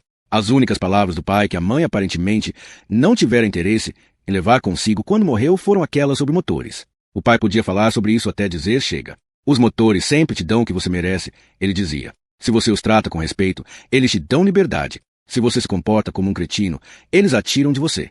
Durante muito tempo ele não teve carro, mas, quando os chefes diretores da estrada de ferro nos anos 40 e 50 começaram a comprar os seus, logo se espalhou pelos escritórios boatos que aquele homem calado, que trabalhava nos trilhos, era uma boa pessoa para se ter como amigo. O pai de Ove não terminara a escola, não entendia muito bem os números nas apostilas do Ulho, mas entendia de motores. Quando uma mulher do diretor da estrada de ferro ia se casar, e o carro que ia transportá-la com pompa e circunstância até a igreja quebrou, mandaram chamá-lo. O pai de Ove foi de bicicleta com uma caixa de ferramentas tão pesada debaixo do braço que foram necessários 2 outros homens para levantá-la quando ele chegou. E, fosse qual fosse o problema quando ele apareceu, não era mais um problema quando ele partiu. A mulher do diretor convidou-o para a festa de casamento, mas o pai de Ove explicou para ela reticente que não pegava bem cá no meio de tanta gente grana quando se é o tipo de homem com manchas de óleo tão profundas nos braços que elas se tornaram pintas naturais à pele. Mas ele aceitava de bom grado um saco de pão e carne para o menino em casa, disse. Ove tinha acabado de completar 8 anos. Quando o pai pôs o jantar naquela noite, o menino imaginou que a comida dos reis devia ser daquele jeito. Alguns meses depois o diretor mandou chamar novamente o pai de Ove. No estacionamento diante do prédio havia um Saab 92 bem maltratado. Era o primeiro carro de passeio que a Saab produziu, e que não era mais fabricado desde que o Saab 93, consideravelmente melhor, fora lançado. O pai de Ove reconheceu muito bem o modelo. Tinha tração dianteira e um motor transversal. Fazia um barulho parecido com o de uma cafeteira. O motorista tinha se envolvido em um acidente, explicou o diretor, passando os dedos pelos suspensórios por baixo do paletó. A carroceria verde garrafa estava com um belo amassado na parte da frente, e a situação debaixo do capô não era nada bonita de se ver. O pai de Ove concordou. Mas ele tirou uma pequena chave de fenda do bolso de seu macacão sujo, depois de inspecionar o carro. Constatou que, com um pouco de tempo, bastante cuidado e as ferramentas certas, conseguiria pô-lo em condições de uso. De quem é? Perguntara ele, impertigando-se e removendo o óleo dos dedos com um pano. Ele pertencia a um parente meu, disse o diretor, pegando uma chave no bolso da calça do terno e colocando-a na palma da mão dele. E agora é seu. O diretor deu um tapinha no ombro dele, virou-se e entrou novamente no escritório. E o pai de Ove ficou lá parado no pátio tentando recuperar o fôlego. Naquela noite, ele teve de explicar uma vez após outra, e mostrar tudo o que havia para saber a respeito daquele monstro mágico que estava agora no quintal diante dos olhos arregalados do Lho. Ele se sentou no banco da frente com o menino no colo por metade da noite e explicou como toda a mecânica funcionava. Ele podia fazer um relatório sobre cada parafuso e cada pequena mangueira. Ove nunca tinha visto um homem tão orgulhoso como seu pai. Ele tinha 8 anos e naquela noite mesmo decidiu nunca possuir outro carro que não fosse um Saab. Nos sábados em que o pai não trabalhava, ele levava a Ove para o quintal, abria o capô e ensinava-lhe em detalhes como se chamavam as várias peças do carro e qual a função de cada uma. Aos domingos, iam à igreja. Não porque o pai ou Ove tivessem um relacionamento próximo com Deus, mas porque a mãe de Ove sempre tinha feito questão disso. Eles se sentavam bem no fundo e ficavam observando cada mancha do chão até o serviço religioso acabar. E, para dizer a verdade, os dois dedicavam mais tempo para refletir sobre quanto sentiam falta dela do que sobre quanto sentiam a falta de Deus. Esse tempo se tornava, de certa forma, o tempo dela, mesmo que não estivesse mais lá. Depois disso, Ove e o pai davam um longo passeio com Saab fora da cidade. Para Ove, essa era sua hora favorita da semana. Para evitar que ele ficasse perambulando sozinho antes de ir para casa, naquele mesmo ano o pai começou a deixar que Ove acompanhasse nos trilhos quando ele não tinha aula. Era um trabalho de merda e também mal pago, mas era, como o pai costumava resmungar, um trabalho honesto e isso já vale alguma coisa. Ove gostava de todos os colegas do pai que trabalhavam nos trilhos, menos de Tom. Tom era um sujeito alto e ruidoso, com punhos grandes como uma carroceria de caminhão e olhos que pareciam sempre à procura de um animal indefeso para chutar. Quando Ove tinha 9 anos, o pai mandou ajudar Tom a esvaziar o vagão quebrado. De repente, Tom apanhou esfuziante no chão uma bolsa esquecida por algum passageiro apressado. Ela tinha caído do bagageiro e espalhado seu conteúdo pelo chão, e Tom saiu engatinhando e passando a mão em tudo que enxergava. Achado não é roubado, disse ele, sorrindo ironicamente para Ove com uma expressão no olhar que fez o menino sentir-se como se houvesse insetos rastejando por baixo de sua pele. Tom deu uma pancada tão forte nas costas de Ove que deixou com dor na omoplata. Ove não disse nada. Quando ia saindo, esbarrou numa carteira. Ela era feita de um couro tão maleável que, nas pontas ásperas dos dedos de Ove, dava a sensação de ser feita de algodão. E não tinha nenhum elástico à sua volta, como a carteira velha do pai, para não se despedaçar. Essa tinha um pequeno feixe de prata que estalava ao ser aberto. Havia mais de 6.000 coroas dentro dela. Uma bela fortuna para qualquer um naquela época. Tom a avistou e tentou arrancá-la da mão de Ove. Mas, tomado por uma teimosia instintiva, o menino resistiu. Ele viu como Tom ficou chocado com a resistência dele, e com o canto do olho Ove teve tempo de perceber que aquele homem enorme cerrava o punho. Ove se deu conta de que não conseguiria fugir. Então fechou os olhos, segurou a carteira com todas as forças e ficou esperando o soco. Nenhum dos dois teve tempo de ver o pai de Ove se colocar entre eles. O olhar de Tom cruzou do pai, e aquele homem enorme respirou tão fundo de raiva que parecia ter um chocalho no pescoço. Mas o pai de Ove permaneceu onde estava. Porém, Tom baixou o punho e deu um passo cauteloso para trás. Achado não é roubado, sempre foi assim, rosnou ele para o pai de Ove, encarando a carteira. Quem encontra é que decide isso, respondeu o pai, sem desviar o olhar. Os olhos de Tom já estavam escurecidos de raiva nesse instante. Mas ele deu mais um passo para trás, ainda com a bolsa na mão. Ele trabalhava nos trilhos havia muitos anos, mas Ove nunca tinha ouvido os colegas do pai dizerem uma única palavra elogiosa sobre ele. Tom era desonesto e mau, era o que Ove ouvia depois que tomavam algumas cervejas. Mas ele nunca tinha ouvido o pai dizer isso. 4 uma esposa doente. Era só o que o pai dizia para os colegas de trabalho, olhando-os um a um. Homens de índole bem melhor do que a de Tom já teriam se tornado piores numa situação semelhante. E aí os colegas mudavam de assunto. O pai ficou de olho na carteira, na mão de Ove.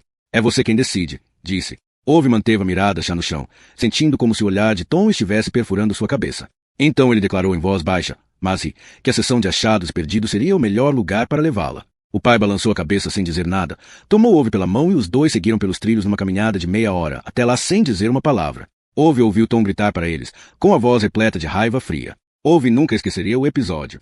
A mulher que estava no balcão da seção de achados perdidos mal conseguia acreditar no que viu, quando eles colocaram a carteira sobre o balcão. E ela estava caída no chão sem mais nada. Vocês não encontraram nenhuma bolsa ou coisa do gênero? Perguntou ela. Ove olhou para o pai sem saber o que dizer. Mas o pai ficou calado, então Ove fez a mesma coisa. A mulher do balcão pareceu ter ficado satisfeita com a resposta silenciosa. São poucos os que vêm devolver uma carteira com tanto dinheiro assim, disse ela, sorrindo para Ove. Muitos também não têm nada na cabeça, disse o pai, pegando Ove pela mão e fazendo meia volta para retornar ao trabalho. Uns 200 metros depois Ove pigarreou, criou coragem e perguntou por que o pai não disse nada sobre a bolsa que Tom havia pegado. Nós não somos dessas pessoas que contam o que as outras fazem, respondeu o pai. Ove concordou. E os dois continuaram andando em silêncio. Eu pensei em cá com o dinheiro, murmurou Ove por Amy, apertando mais forte a mão do pai, como se estivesse com medo de que ele fosse soltá-la. Eu sei, disse o pai, segurando-a um pouco mais forte. Mas eu sei que você teria devolvido, e eu sei que alguém como Tom não faria isso, disse Ove. O pai concordou. E não tocaram mais nesse assunto. Se Ove fosse o tipo de homem que fica meditando como quando a gente se torna o homem que é, talvez ele tivesse constatado que foi naquele dia que aprendeu o que é justo. Mas não era de ficar repensando esse tipo de coisa. Ele ficava satisfeito de lembrar que foi naquele dia que decidiu ser o menos diferente possível do pai. Ove tinha acabado de completar 16 anos quando o pai morreu. Um vagão desgovernado nos trilhos. Para Ove não com muito mais do que um Saab, uma casa caindo aos pedaços a dezenas de quilômetros da cidade e um relógio de pulso gasto. Nunca soube explicar direito o que aconteceu com ele naquele dia, mas deixou de ser feliz. E passou muitos anos sem ser feliz depois disso. Durante o enterro, o pastor quis falar com ele sobre a possibilidade de ser adotado por uma família, mas Ove não tinha sido criado para aceitar esmola. O pastor ficou sabendo. Ove também deixou claro para o pastor que não precisava lhe reservar nenhum lugar nos bancos da igreja, nos cultos de domingo, num futuro próximo. Não porque Ove não acreditasse em Deus, explicou para o pastor, mas porque achava que esse Deus na verdade parecia ser um lhoramãe dos diabos. No dia seguinte, ele foi até o setor financeiro da estrada de ferro e devolveu o dinheiro que tinha cado a mais o pagamento mensal do pai. Claro que as senhoras do escritório não entenderam nada, então Ove teve que explicar impaciente que seu pai tinha falecido dia 16. Então eles não poderiam, como eles próprios com certeza compreendiam, esperar que o pai fosse vir trabalhar os 14 dias restantes daquele mês. E, como o pai recebia o salário adiantado, Ove estava lá para devolver a diferença. As mulheres pediram a ele, relutantes, que sentasse e esperasse, e foi o que Ove fez. Uns 15 minutos depois veio o diretor olhar aquele rapaz estranho de 16 anos sentado numa cadeira no corredor, com o envelope de pagamento do falecido pai nas mãos. O diretor sabia muito bem quem era ele. E, depois de se convencer de que não havia forma de fazer o rapaz cá com dinheiro, o diretor não viu outra alternativa a não ser convidar Ove de improviso a trabalhar o restante do mês para compensar aquele pagamento. Ove achou os termos razoáveis e informou na escola que faltaria nas 2 semanas seguintes. Ele nunca mais voltou. Ove trabalhou por 5 anos na estrada de ferro. Então, certa manhã embarcou num trem e a avistou pela primeira vez. Foi a primeira vez em que riu desde que o pai morrera. E sua vida nunca mais seria a mesma. Antes as pessoas armavam que Ove sempre via o mundo em preto e branco. Ela era a cor. Toda a cor dele.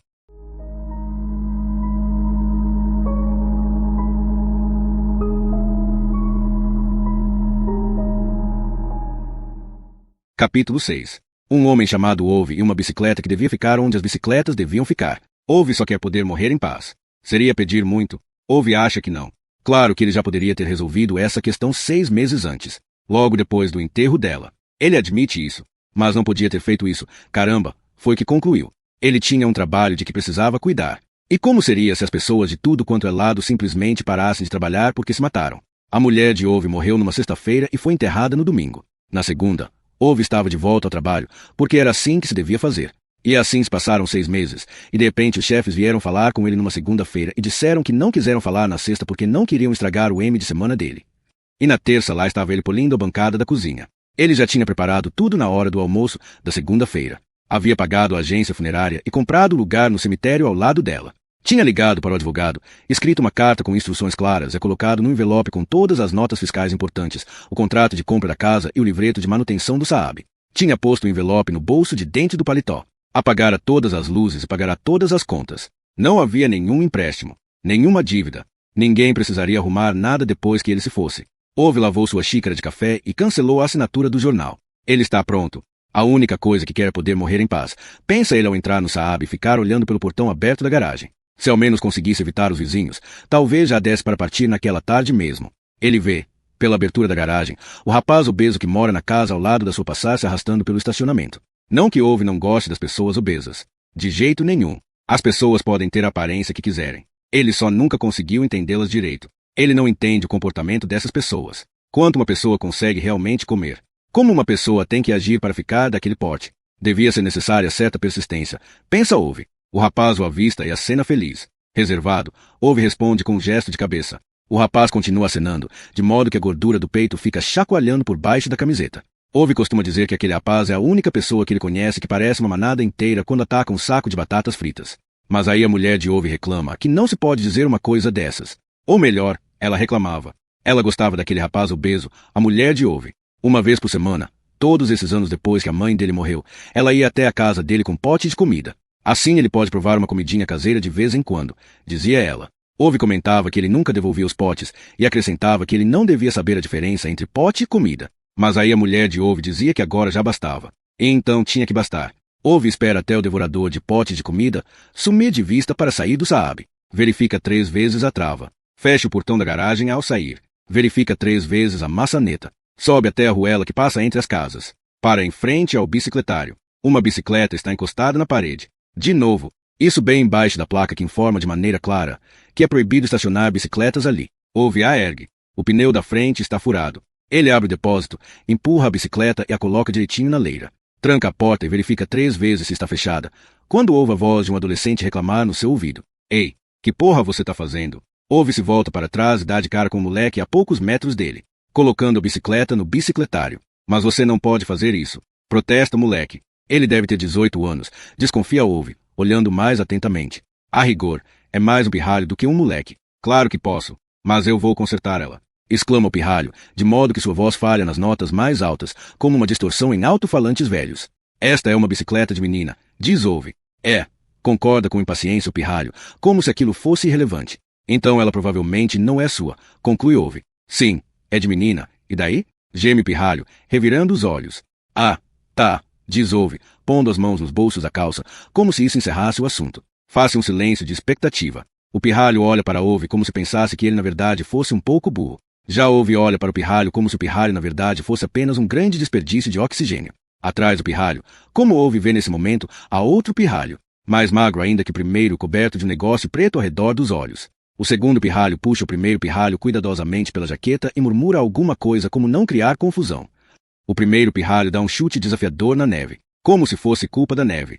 É da minha namorada, resmunga ele finalmente. Ele diz isso mais exausto do que incomodado. O tênis que está usando é grande demais, e o jeans, pequeno, repara Ove. A jaqueta está puxada por cima do queixo para protegê-lo do frio.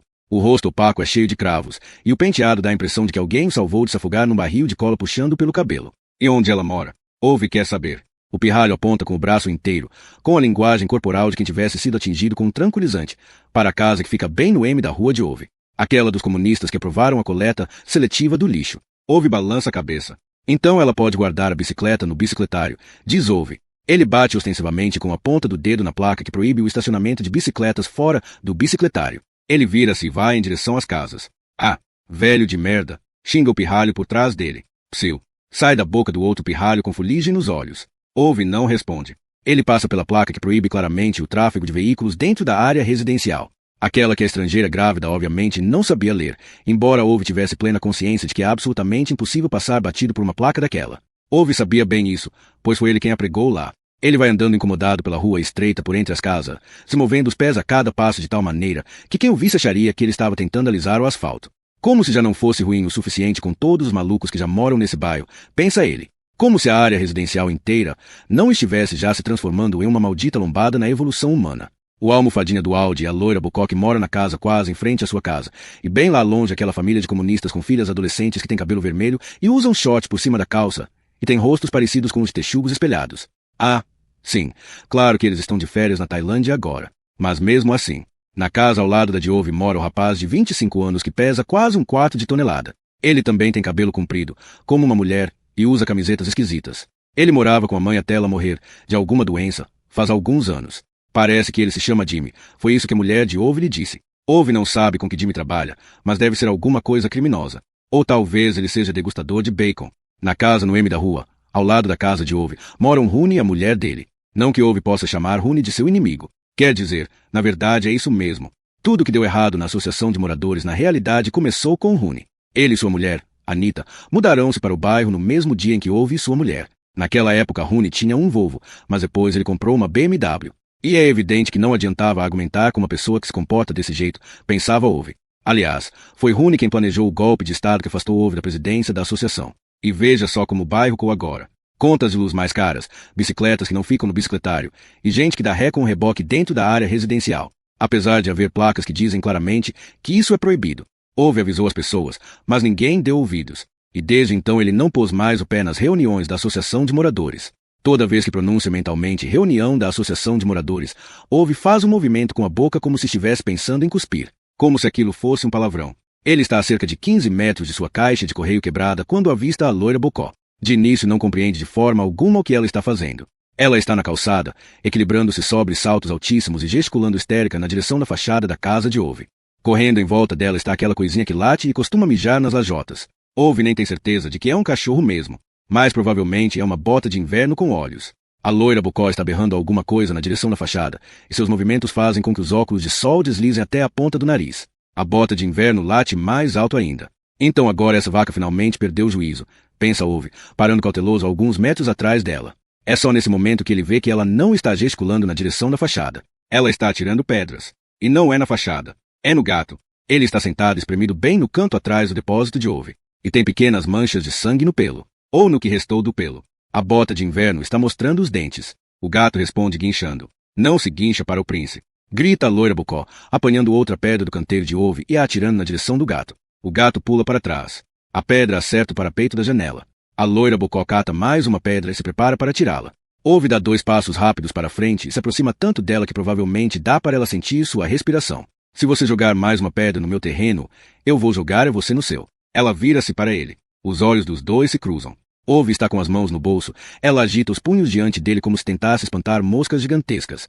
Ove só se digna a fazer um movimento facial. Aquele monstro nojento feriu o príncipe. Desabafa ela, com os olhos transtornados de fúria. Ove olha para a bota de inverno. Ela rosna para ele. Ove olha para o gato, que está sentado, pálido e sangrando, mas com a cabeça desafiadoramente erguida. Ele está sangrando. Então parece que terminou empatado, diz Ove. Uma ova. Eu vou matar esse capeta. Corta a loira Bocó. Não, não vai, não, responde Ove friamente. A Bocó faz uma cara ameaçadora. Com certeza ele está cheio de doenças nojentas, e raiva, e tudo o que é possível. Ove olha para o gato, olha para Bocó, balança a cabeça. Você provavelmente também. Mas nem por isso a gente sai jogando pedra em você. O lábio inferior da Bococa tremendo. Ela coloca os óculos de sol mais próximos dos olhos. Você toma cuidado. Retruca ela. Ove balança a cabeça. Fica olhando a bota de inverno. A bota de inverno tenta morder a perna dele, mas Ove bate o pé tão rápido que ela recua imediatamente. Ele precisa andar com coleira aqui dentro da área residencial, diz Ove. Ela joga o cabelo loiro tingido e solta o ar com tanta força, que Ove meio que está esperando que saia um ranho pequenininho de uma das narinas. E ele berra ela na direção do gato. Vá à merda, responde Ove. A Bocó olha para ele como só podem fazer pessoas que se sentem claramente superiores, mas ao mesmo tempo profundamente ofendidas. A bota de inverno mostra os dentes, em silêncio. Você acha que é o dono da rua, seu retardado?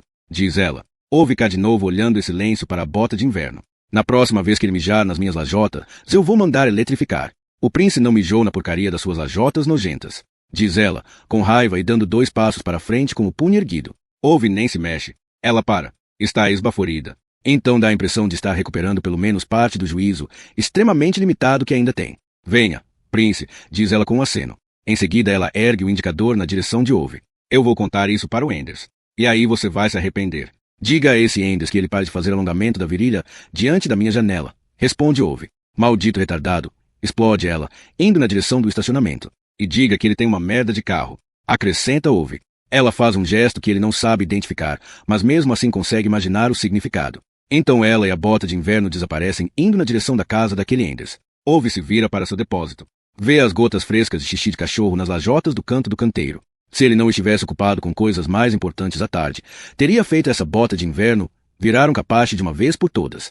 Mas agora, na verdade, ele tem outras coisas com que se ocupar. Então, em vez disso, ele entra no depósito, pega a furadeira e a caixa de brocas. Quando sai, o gato está sentado olhando para ele. Pode dar fora daqui agora, diz Ove. O bichano não se mexe. Ove sacode a cabeça, resignado. Escuta, eu não sou seu amigo. O gato continua sentado. Ove sacode os braços.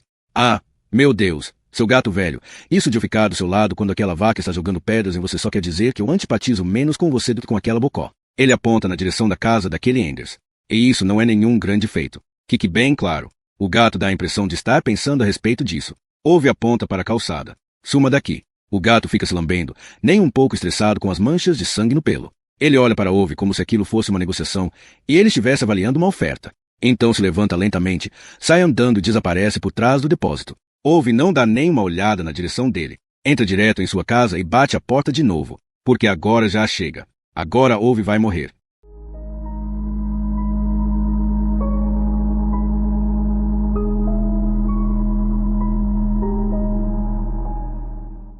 Capítulo 7. Um homem chamado Ove faz um buraco para pendurar um gancho. Ove vestiu a calça do terno e colocou a camisa de sair. Estendeu a lona plástica no chão cuidadosamente, como se cobrisse uma preciosa obra de arte. Não que o piso seja exatamente novo, mas ele foi polido há menos de 2 anos. E na verdade também não é bem por causa de si mesmo que estende ali a lona. Ele tem certeza de que não cai um monte de sangue quando alguém se enforca, e também não é exatamente porque tem receio do monte de pó que a furadeira vai deixar, ou porque vão cair marcas quando ele chutar o banquinho e cair. Aliás, ele grudou um calço sob os pés do banquinho, então não deve cair marca nenhuma. Não, a lona plástica que Ove estende com grande precisão por todo o hall, a sala de estar e em boa parte da cozinha, como se estivesse pensando em encher a casa de água, não é de forma alguma por causa dessas coisas. Mas ele está pensando que provavelmente vai haver uma correria danada ali com um monte de almofadinhas corretores de imóveis sedentos, que vão entrar na casa antes do pessoal da ambulância ter ao menos removido o corpo. E os desgraçados não vão entrar correndo calçando o sapato, se arranhar o assoalho de Ove, nem por cima do cadáver de Ove. Isso precisa ficar claro para eles. Ele coloca o banquinho no meio do piso. Está coberto de pelo menos 7 manchas coloridas de tipos diferentes. É que sua mulher decidiu deixar que ele repintasse um dos cômodos da casa regularmente a cada semestre. Ou, para ser mais exato, ela percebeu que gostaria de ter uma cor diferente em um dos cômodos uma vez por semestre. Então ela contou isso a Ove, ao que ele disse que ela poderia esquecer isso. Assim, ela ligou para um pintor para solicitar um orçamento. E disse a Ove quanto achava que pagaria ao pintor. Foi então que Ove foi buscar seu banquinho de pintura. A gente sente falta de coisas estranhas quando perde alguém. Coisas pequenas. Da risada. Da maneira que ela se vira enquanto dorme. De pintar um cômodo para ela. Ove vai buscar sua caixa de brocas. Essa é a coisa mais importante quando se vai fazer um furo. Não a furadeira, mas as brocas. É como ter pneu de verdade no carro, em vez de se preocupar com freio de cerâmica ou uma baboseira dessas. Qualquer um que entende de alguma coisa sabe disso. Ove se posta no meio do cômodo em média distância. Depois vasculha com olhar a caixa de brocas, tal como um cirurgião faz com seus instrumentos. Ele escolhe uma delas, coloca-a na furadeira, experimenta apertar um pouco o gatilho para a furadeira unir. Balança a cabeça, conclui que essa não parece ser a broca certa. Então coloca outra. Faz isso 4 vezes antes de ficar satisfeito e atravessa a sala de estar sacudindo a furadeira, na mão como se ela fosse um grande revólver. Ove para no meio do cômodo e cá olhando para o teto. Ele precisa medir antes de começar. Conclui. Para o furo ficar bem centrado. A pior coisa para Ove é quando alguém faz um furo no teto de qualquer jeito. Ele então vai buscar uma tá métrica. Mede a partir dos 4 cantos. 2 vezes para ter certeza. Marca uma cruz exatamente no meio do teto. Ove desce do banquinho. Caminha ao redor dele para verificar se a lona plástica está colocada corretamente. Destranca a porta para ela não ser arrebentada quando forem entrar para pegá-lo. É uma porta boa. Ainda vai durar muitos anos. Ele veste o paletó e verifica se o envelope está no bolso de dentro. Por M. Vira a foto de sua mulher que está no parapeito, de forma que ela que é posicionada para a janela que dá para o depósito. Ele não quer que ela tenha de olhar quando ele estiver fazendo tudo, mas por outro lado ele também não tem coragem de deitar a foto. Ela, a mulher de Ove, sempre ficava extremamente chateada quando eles paravam em algum lugar sem vista. Ela dizia o tempo todo que precisava de alguma coisa viva para olhar. Então ele vira a foto dela na direção do depósito. Ove acha que talvez aquele gato velho vá passar correndo de novo. E sua mulher não gosta de gatos velhos. Ele vai buscar a furadeira, pega o gancho, sobe no banquinho e começa a perfurar. Na primeira vez em que a campainha toca, ele considera óbvio que ouviu errado, e por isso a ignora. Na segunda vez, percebe que realmente há alguém tocando a campainha, e por isso a ignora. Na terceira vez, ouve para de furar e olha para a porta, irritado. Como se ele pudesse convencer quem está do outro lado a desaparecer só com a força do pensamento. Mas isso não funciona. Fica evidente que o dito cujo acredita que o único motivo para ele não ter atendido da primeira vez foi não ter ouvido a campainha. Ove desce do banquinho, atravessa a sala de estar pisando na lona plástica e chega até o hall. Precisa ser tão difícil levar a vida em paz? Precisa mesmo? Ele realmente acha que não. Sim? Diz Ove, no mesmo instante em que abre a porta. Por um triso debilóide consegue afastar a cabeçona, a tempo de não ser atingido bem no rosto. Olá! Exclama a estrangeira grávida ao lado dele, meio metro mais perto do chão. Ove olha para cima, para o debilóide e depois para baixo, para ela. O debilóide está ocupado passando as mãos hesitantes pelo rosto, para verificar se todas as suas partes protuberantes continuam no lugar certo. Isto é para você, diz a mulher grávida gentilmente e coloca uma caixa de plástico azul nos braços de Ove. Ove parece não acreditar. São biscoitos, explica ela, com entusiasmo. Ele faz que sim com a cabeça, lentamente. Como você está bem vestido, fala a mulher, sorrindo. Ove balança a cabeça novamente. E laca os três dando a impressão de que estão esperando que um dos outros diga alguma coisa. Por M ela olha para o debilóide e balança a cabeça, inquieta. Será que dá para você parar de cutucar o rosto, amor? Sussurra ela, dando um chega pra lá nele. O debilóide levanta o olhar, encontrando o dela, e depois balança a cabeça. Olha para Ove. Ove olha para a mulher grávida. O debilóide aponta para a caixa e sua expressão se abre. Ela é iraniana. Sabe como é. Eles levam comida para todo lugar. Ove olha para ele impassível. O debilóide fica um pouco mais hesitante, mas prossegue. Sabe, é por isso que eu me dou tão bem com os iranianos. Eles gostam de cozinhar e eu gosto de... Tenta continuar, com um sorriso um pouco largo demais. E se cala. Ove mantém seu olhar espetacularmente desinteressado. Comer, conclui o debilóide. Ele pensa em perguntar se o outro entendeu a piada. Mas aí olha para a estrangeira grávida e aparentemente conclui que aquilo seria uma má ideia. Ove, que estava de frente para ele, vira-se na direção dela, com o olhar cansado de quem estava olhando uma criança que comeu açúcar demais. Sim? Ove diz mais uma vez. Ela se estica e coloca as mãos na barriga. Nós só queríamos nos apresentar, já que agora somos vizinhos, diz ela, sorrindo. Ove balança a cabeça de leve. Ok, tchau. Ele tenta fechar a porta. Ela o impede com o braço. Nós também queremos agradecer por você ter dado ré no reboque. Foi muita gentileza sua. Ove deixa escapar um grunhido. A contragosto, mantém a porta aberta. Não foi nada que precisasse agradecer. Ah, não, foi super gentil, protesta ela. Ove olha para o debilóide sem parecer muito impressionado e diz, eu achei que não precisava agradecer, já que qualquer homem adulto conseguiria dar ré com reboque sozinho. O debilóide olha para ele como se estivesse muito na dúvida se aquilo tinha sido uma ofensa. Ove resolve não ajudá-lo a descobrir. Ele recua e tenta fechar a porta mais uma vez. Eu me chamo Parvani, diz a estrangeira grávida, pondo o pé na soleira. Ove olha chamente para o pé e em seguida para o rosto ao qual ele está ligado, como se lhe custasse absorver o fato de que ela realmente tinha feito aquilo.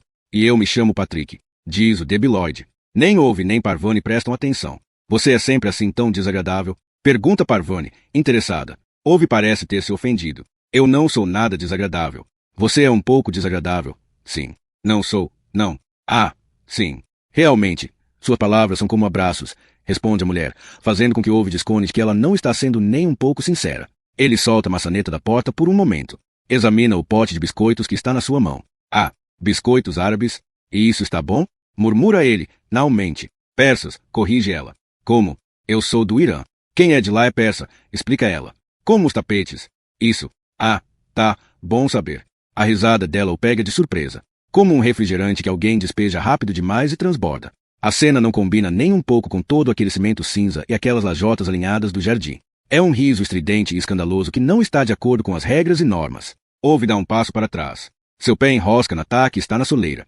Quando tenta afastá-la, irritado, rasga o canto da lona plástica. Ao tentar se livrar tanto da taca quanto da lona, acaba tropeçando e arrancando um pedaço ainda maior de lona. Ele recupera o equilíbrio, com raiva. Fica em pé na soleira da porta e se recompõe.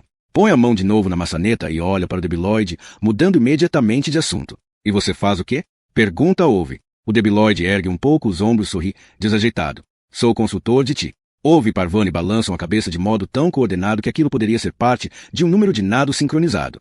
E isso faz com que, mesmo muito a contragosto, durante alguns segundos Ove pense menos mal dela. O debilóide não parece nem ter percebido.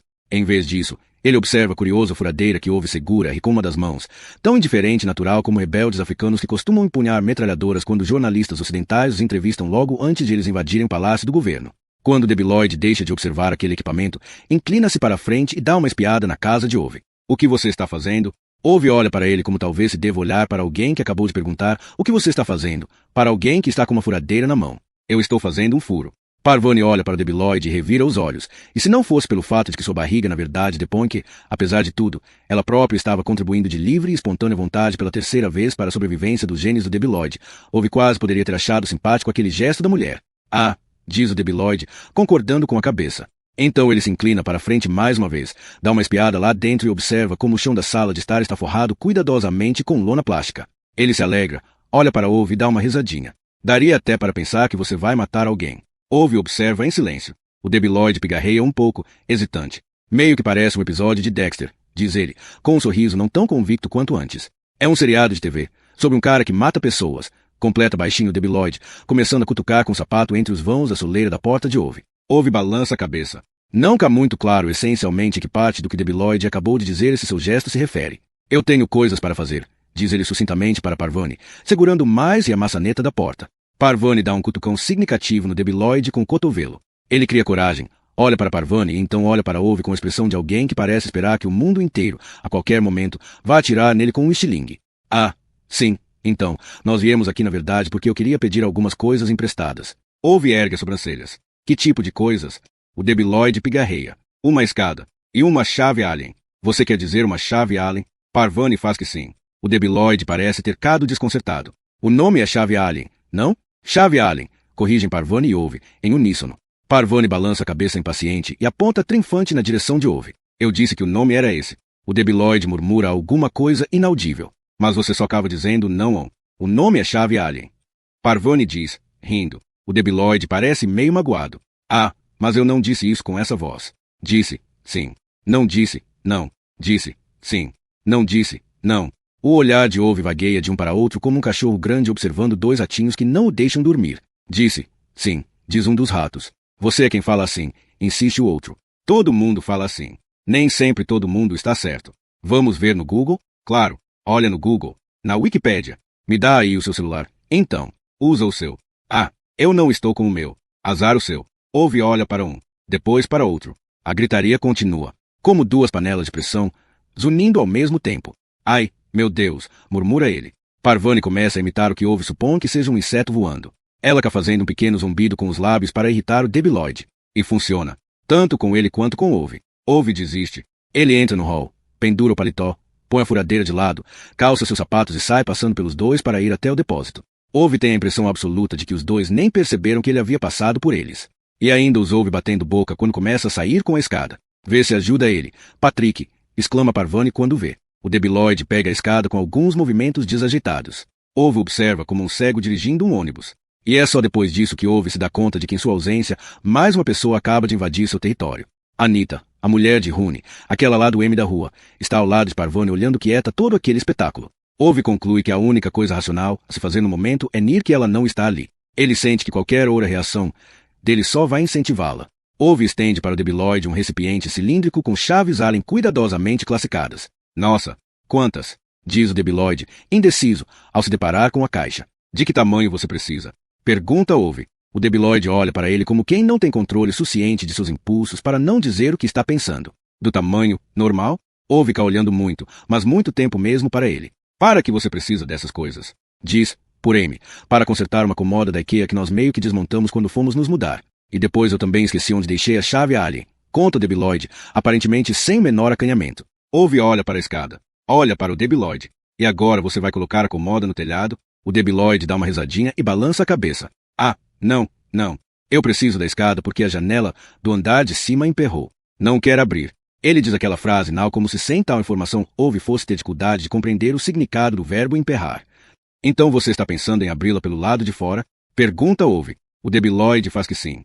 Ove dá a impressão de querer dizer mais alguma coisa, mas então parece mudar de ideia. Ele se volta para Parvani. E por que exatamente você está aqui mesmo? Para dar apoio moral, diz ela, cantarolando. Ove não parece muito convencido. Nem o debilóide. O olhar de Ove se desloca contra gosto até onde está a mulher de Rooney. Ela continua lá. Parece fazer anos que ele não a vê. Ou ao menos anos que ele não olha realmente para ela. Ela envelheceu. Parece que todo mundo anda envelhecendo pelas costas de Ove hoje em dia. Sim? Diz Ove. A mulher de Rooney sorri e coloca as mãos nos quadris. Bem, Ove, você sabe que eu não quero incomodar você com isso, mas trata-se do aquecedor da nossa casa. Ele não está aquecendo nada, diz ela cautelosamente, sorrindo em sequência para Ove, o debilóide e Parvani. Parvani e o debilóide retribuem um sorriso. Ove só olha para a pulseira gasta de seu relógio. Será que ninguém mais neste bairro tem que estar no trabalho a essa hora? Ele se pergunta em voz alta. Eu sou aposentada, diz a mulher de Rooney, dando a impressão de querer se desculpar. Eu estou de licença maternidade, diz Parvani, alisando despreocupada a barriga. Eu sou consultor de ti, diz o debilóide. Ove e Parvani balançam a cabeça novamente em sincronia. A mulher de Rooney toma novo impulso. De qualquer forma, eu acho que pode ser alguma coisa no aquecedor. Você já limpou o lutro? Diz Ove. Ela faz que não com a cabeça, com curiosidade. Você acha que pode ter a ver com isso? Ove revira os olhos. Ove, berra Parvani imediatamente, como uma professora, dando uma bronca. Ove olha furioso para ela. Ela retribui. Pare de ser desagradável. Ela ordena. Eu já disse que eu não sou desagradável. Caramba! Ela não desvia o olhar. Ele resmunga alguma coisa, sai andando e se posta na porta novamente. Ove realmente acha que agora já chega. Na verdade, ele só quer morrer. Porque esses idiotas não podem respeitar isso. Parvani põe a mão no braço da mulher de Rooney, tentando animá-la. Com certeza Ove pode te dar uma ajuda com o aquecedor. Seria incrivelmente gentil. Ove, diz a mulher de Rooney, alegrando-se. Ove é nas mãos nos bolsos. Chuta a lona plástica solta na soleira. O seu marido não consegue consertar uma coisa dessas em sua própria casa. A mulher de Rooney balança a cabeça com tristeza. Não. Sabe como é? Rooney tem andado muito doente. Dizem que é Alzheimer. Ele, bem, cá ausente a maior parte do tempo. Ele também cá na cadeira de rodas. Tem sido meio difícil. Ove balança a cabeça. Como se tivesse se lembrado de algo que sua mulher tinha dito para ele 1000 vezes, mas ele sempre acabava esquecendo. Tá bom, diz ele, impaciente. Parvani crava os olhos nele. Mas vê se você se comporta. Ove olha para ela como se quisesse responder à altura, mas termina por baixar o olhar. Você bem podia ir lá dar uma olhada no aquecedor dela. Ove, será que seria pedir demais? Diz Parvani, decidida, cruzando os braços sobre a barriga. Ove balança a cabeça. Não é só dar uma olhada, vai ter que consertar. Meu Deus. Ele olha para os céus antes de baixar a cabeça e indagar aos três. Vocês nunca limparam o luto de um aquecedor antes? Não, responde Parvani, inabalável. A mulher de Rooney olha um pouco amedrontada para o debilóide. Eu não tenho a menor ideia do que eles estão falando. O debilóide diz tranquilamente. A mulher de Rooney concorda com ele, resignada. Olha novamente para Ove. Seria muita gentileza sua, Ove, se não der trabalho demais. Ove cá olhando chamente a soleira. As pessoas podiam ter pensado nisso antes de arquitetar um golpe de Estado na Associação de Moradores, diz ele em voz baixa, como se as palavras surgissem esporadicamente em meio a uma série de pequenas tossidelas. Como? Diz Parvani. A mulher de Rooney pigarreia. Mas Ove, querido, não foi nenhum golpe de Estado. Foi. Sim, responde Ove, resmungando. A mulher de Rooney olha para Parvani com um sorriso um tanto ansioso. Ah, sabe como é? Rooney e Ove nem sempre se deram muito bem. Antes de Rooney ficar doente, ele era presidente da Associação de Moradores. E, antes disso, Ove era presidente. Então, quando Rooney foi eleito, pode-se dizer que o fato gerou uma certa rusga entre os dois. Ove aponta um indicador para ela, corrigindo-a. Um golpe de Estado. Isso é que foi. A mulher de Rooney se volta para Parvani. Ah, sim. Antes da reunião, Rooney angariou votos para sua proposta de mudarmos o sistema de aquecimento em todas as casas. E Ove, ai. E que porra que o Rooney entende de sistemas de aquecimento? Caramba, hein? Pergunta Ove, ressentido. Mas logo Parvani olha para ele de um jeito que o faz achar melhor não completar o comentário. A mulher de Rooney balança a cabeça.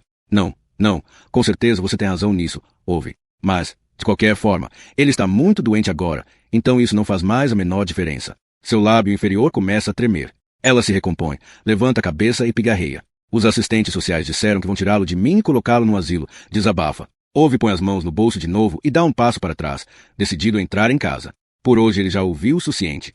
Enquanto isso, o debilóide parece ter decidido que está na hora de mudar de assunto, aliviar o clima, e dá uma olhada no chão do hall de Ove. O que é aquilo? Ove se vira para o pedacinho do assoalho que a lona plástica deixou descoberto. Está parecendo que você tem tipo rastro de pneu aí no chão. Você anda de bicicleta dentro de casa, é? Pergunta o debilóide. O olhar de Parvani segue Ove atentamente quando ele dá mais um passo para trás entrando para bloquear a visão do debilóide. Não é nada, mas dá para ver que é. Começa o debilóide, perplexo. Foi a mulher de Ove. Soja, ela estava. Tenta explicar a mulher de Rooney gentilmente, mas não consegue prosseguir antes de Ove, por sua vez, interrompê-la, de repente com uma fúria indiscriminada no olhar. Agora chega. Tratem de calar a boca. Eles se calam, todos os quatro quase igualmente chocados. As mãos de Ove estão tremendo quando ele entra no hall e bate a porta. Ele ouve a voz suave de Parvani do lado de fora perguntar à mulher de Rooney do que se tratava.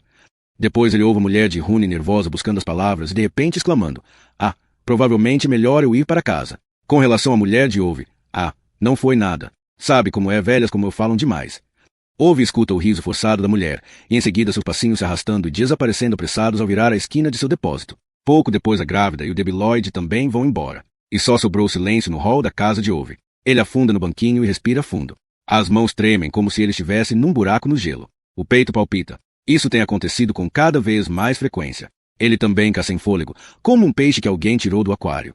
O médico da empresa disse que isso é crônico, que não era para ele se preocupar. É fácil falar. Seria bom ir para casa e descansar agora, disseram os chefes no trabalho, já que você tem um pequeno problema no coração e coisa e tal. Eles chamaram aquilo de aposentadoria antecipada, mas podiam mesmo era ter dito que realmente era, pensou Ove. Acerto de contas. 1/3 de século no mesmo trabalho, e eles o reduzem a isso, um problema. Ove não sabe ao certo quanto tempo cá sentado no banquinho com furadeira, na mão e o coração batendo tão forte, que chega a sentir a pulsação dentro da cabeça. Há uma foto de Ove e sua esposa, Sonja, na parede ao lado da porta da frente. Ela está com quase 40 anos. Daquela vez que eles viajaram de ônibus para a Espanha. Ela usa um lenço vermelho, está bronzeada e parece feliz. Ove está ao lado dela, segurando-a pela mão. Ele permanece sentado ali com certeza há 1 hora sem tirar os olhos dessa foto. De tudo que ele pode pensar que sentiria mais saudade, é exatamente aquilo que ele desejava poder fazer de novo. Segurar sua mão. Ela tinha um jeito de cutucar a palma da mão dele com um indicador, como que escondendo na curvatura.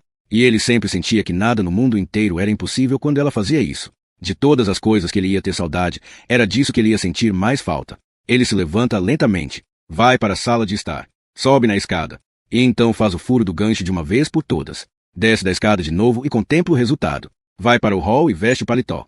Apalpa para verificar se o envelope está no bolso de dentro. Ele tem 59 anos. Apagou todas as luzes. Lavou sua xícara de café. Instalou um gancho na sala de estar. Está pronto. Ele pega a corda no gancho do hall. Passa cuidadosamente o dorso da mão uma última vez pelos casacos dela. Depois vai para a sala de estar. Passa a corda por um laço no gancho, sobe no banquinho, coloca a cabeça no laço. Chuta o banquinho. Ove fecha os olhos e sente o laço apertando seu pescoço como as mandíbulas de uma fera.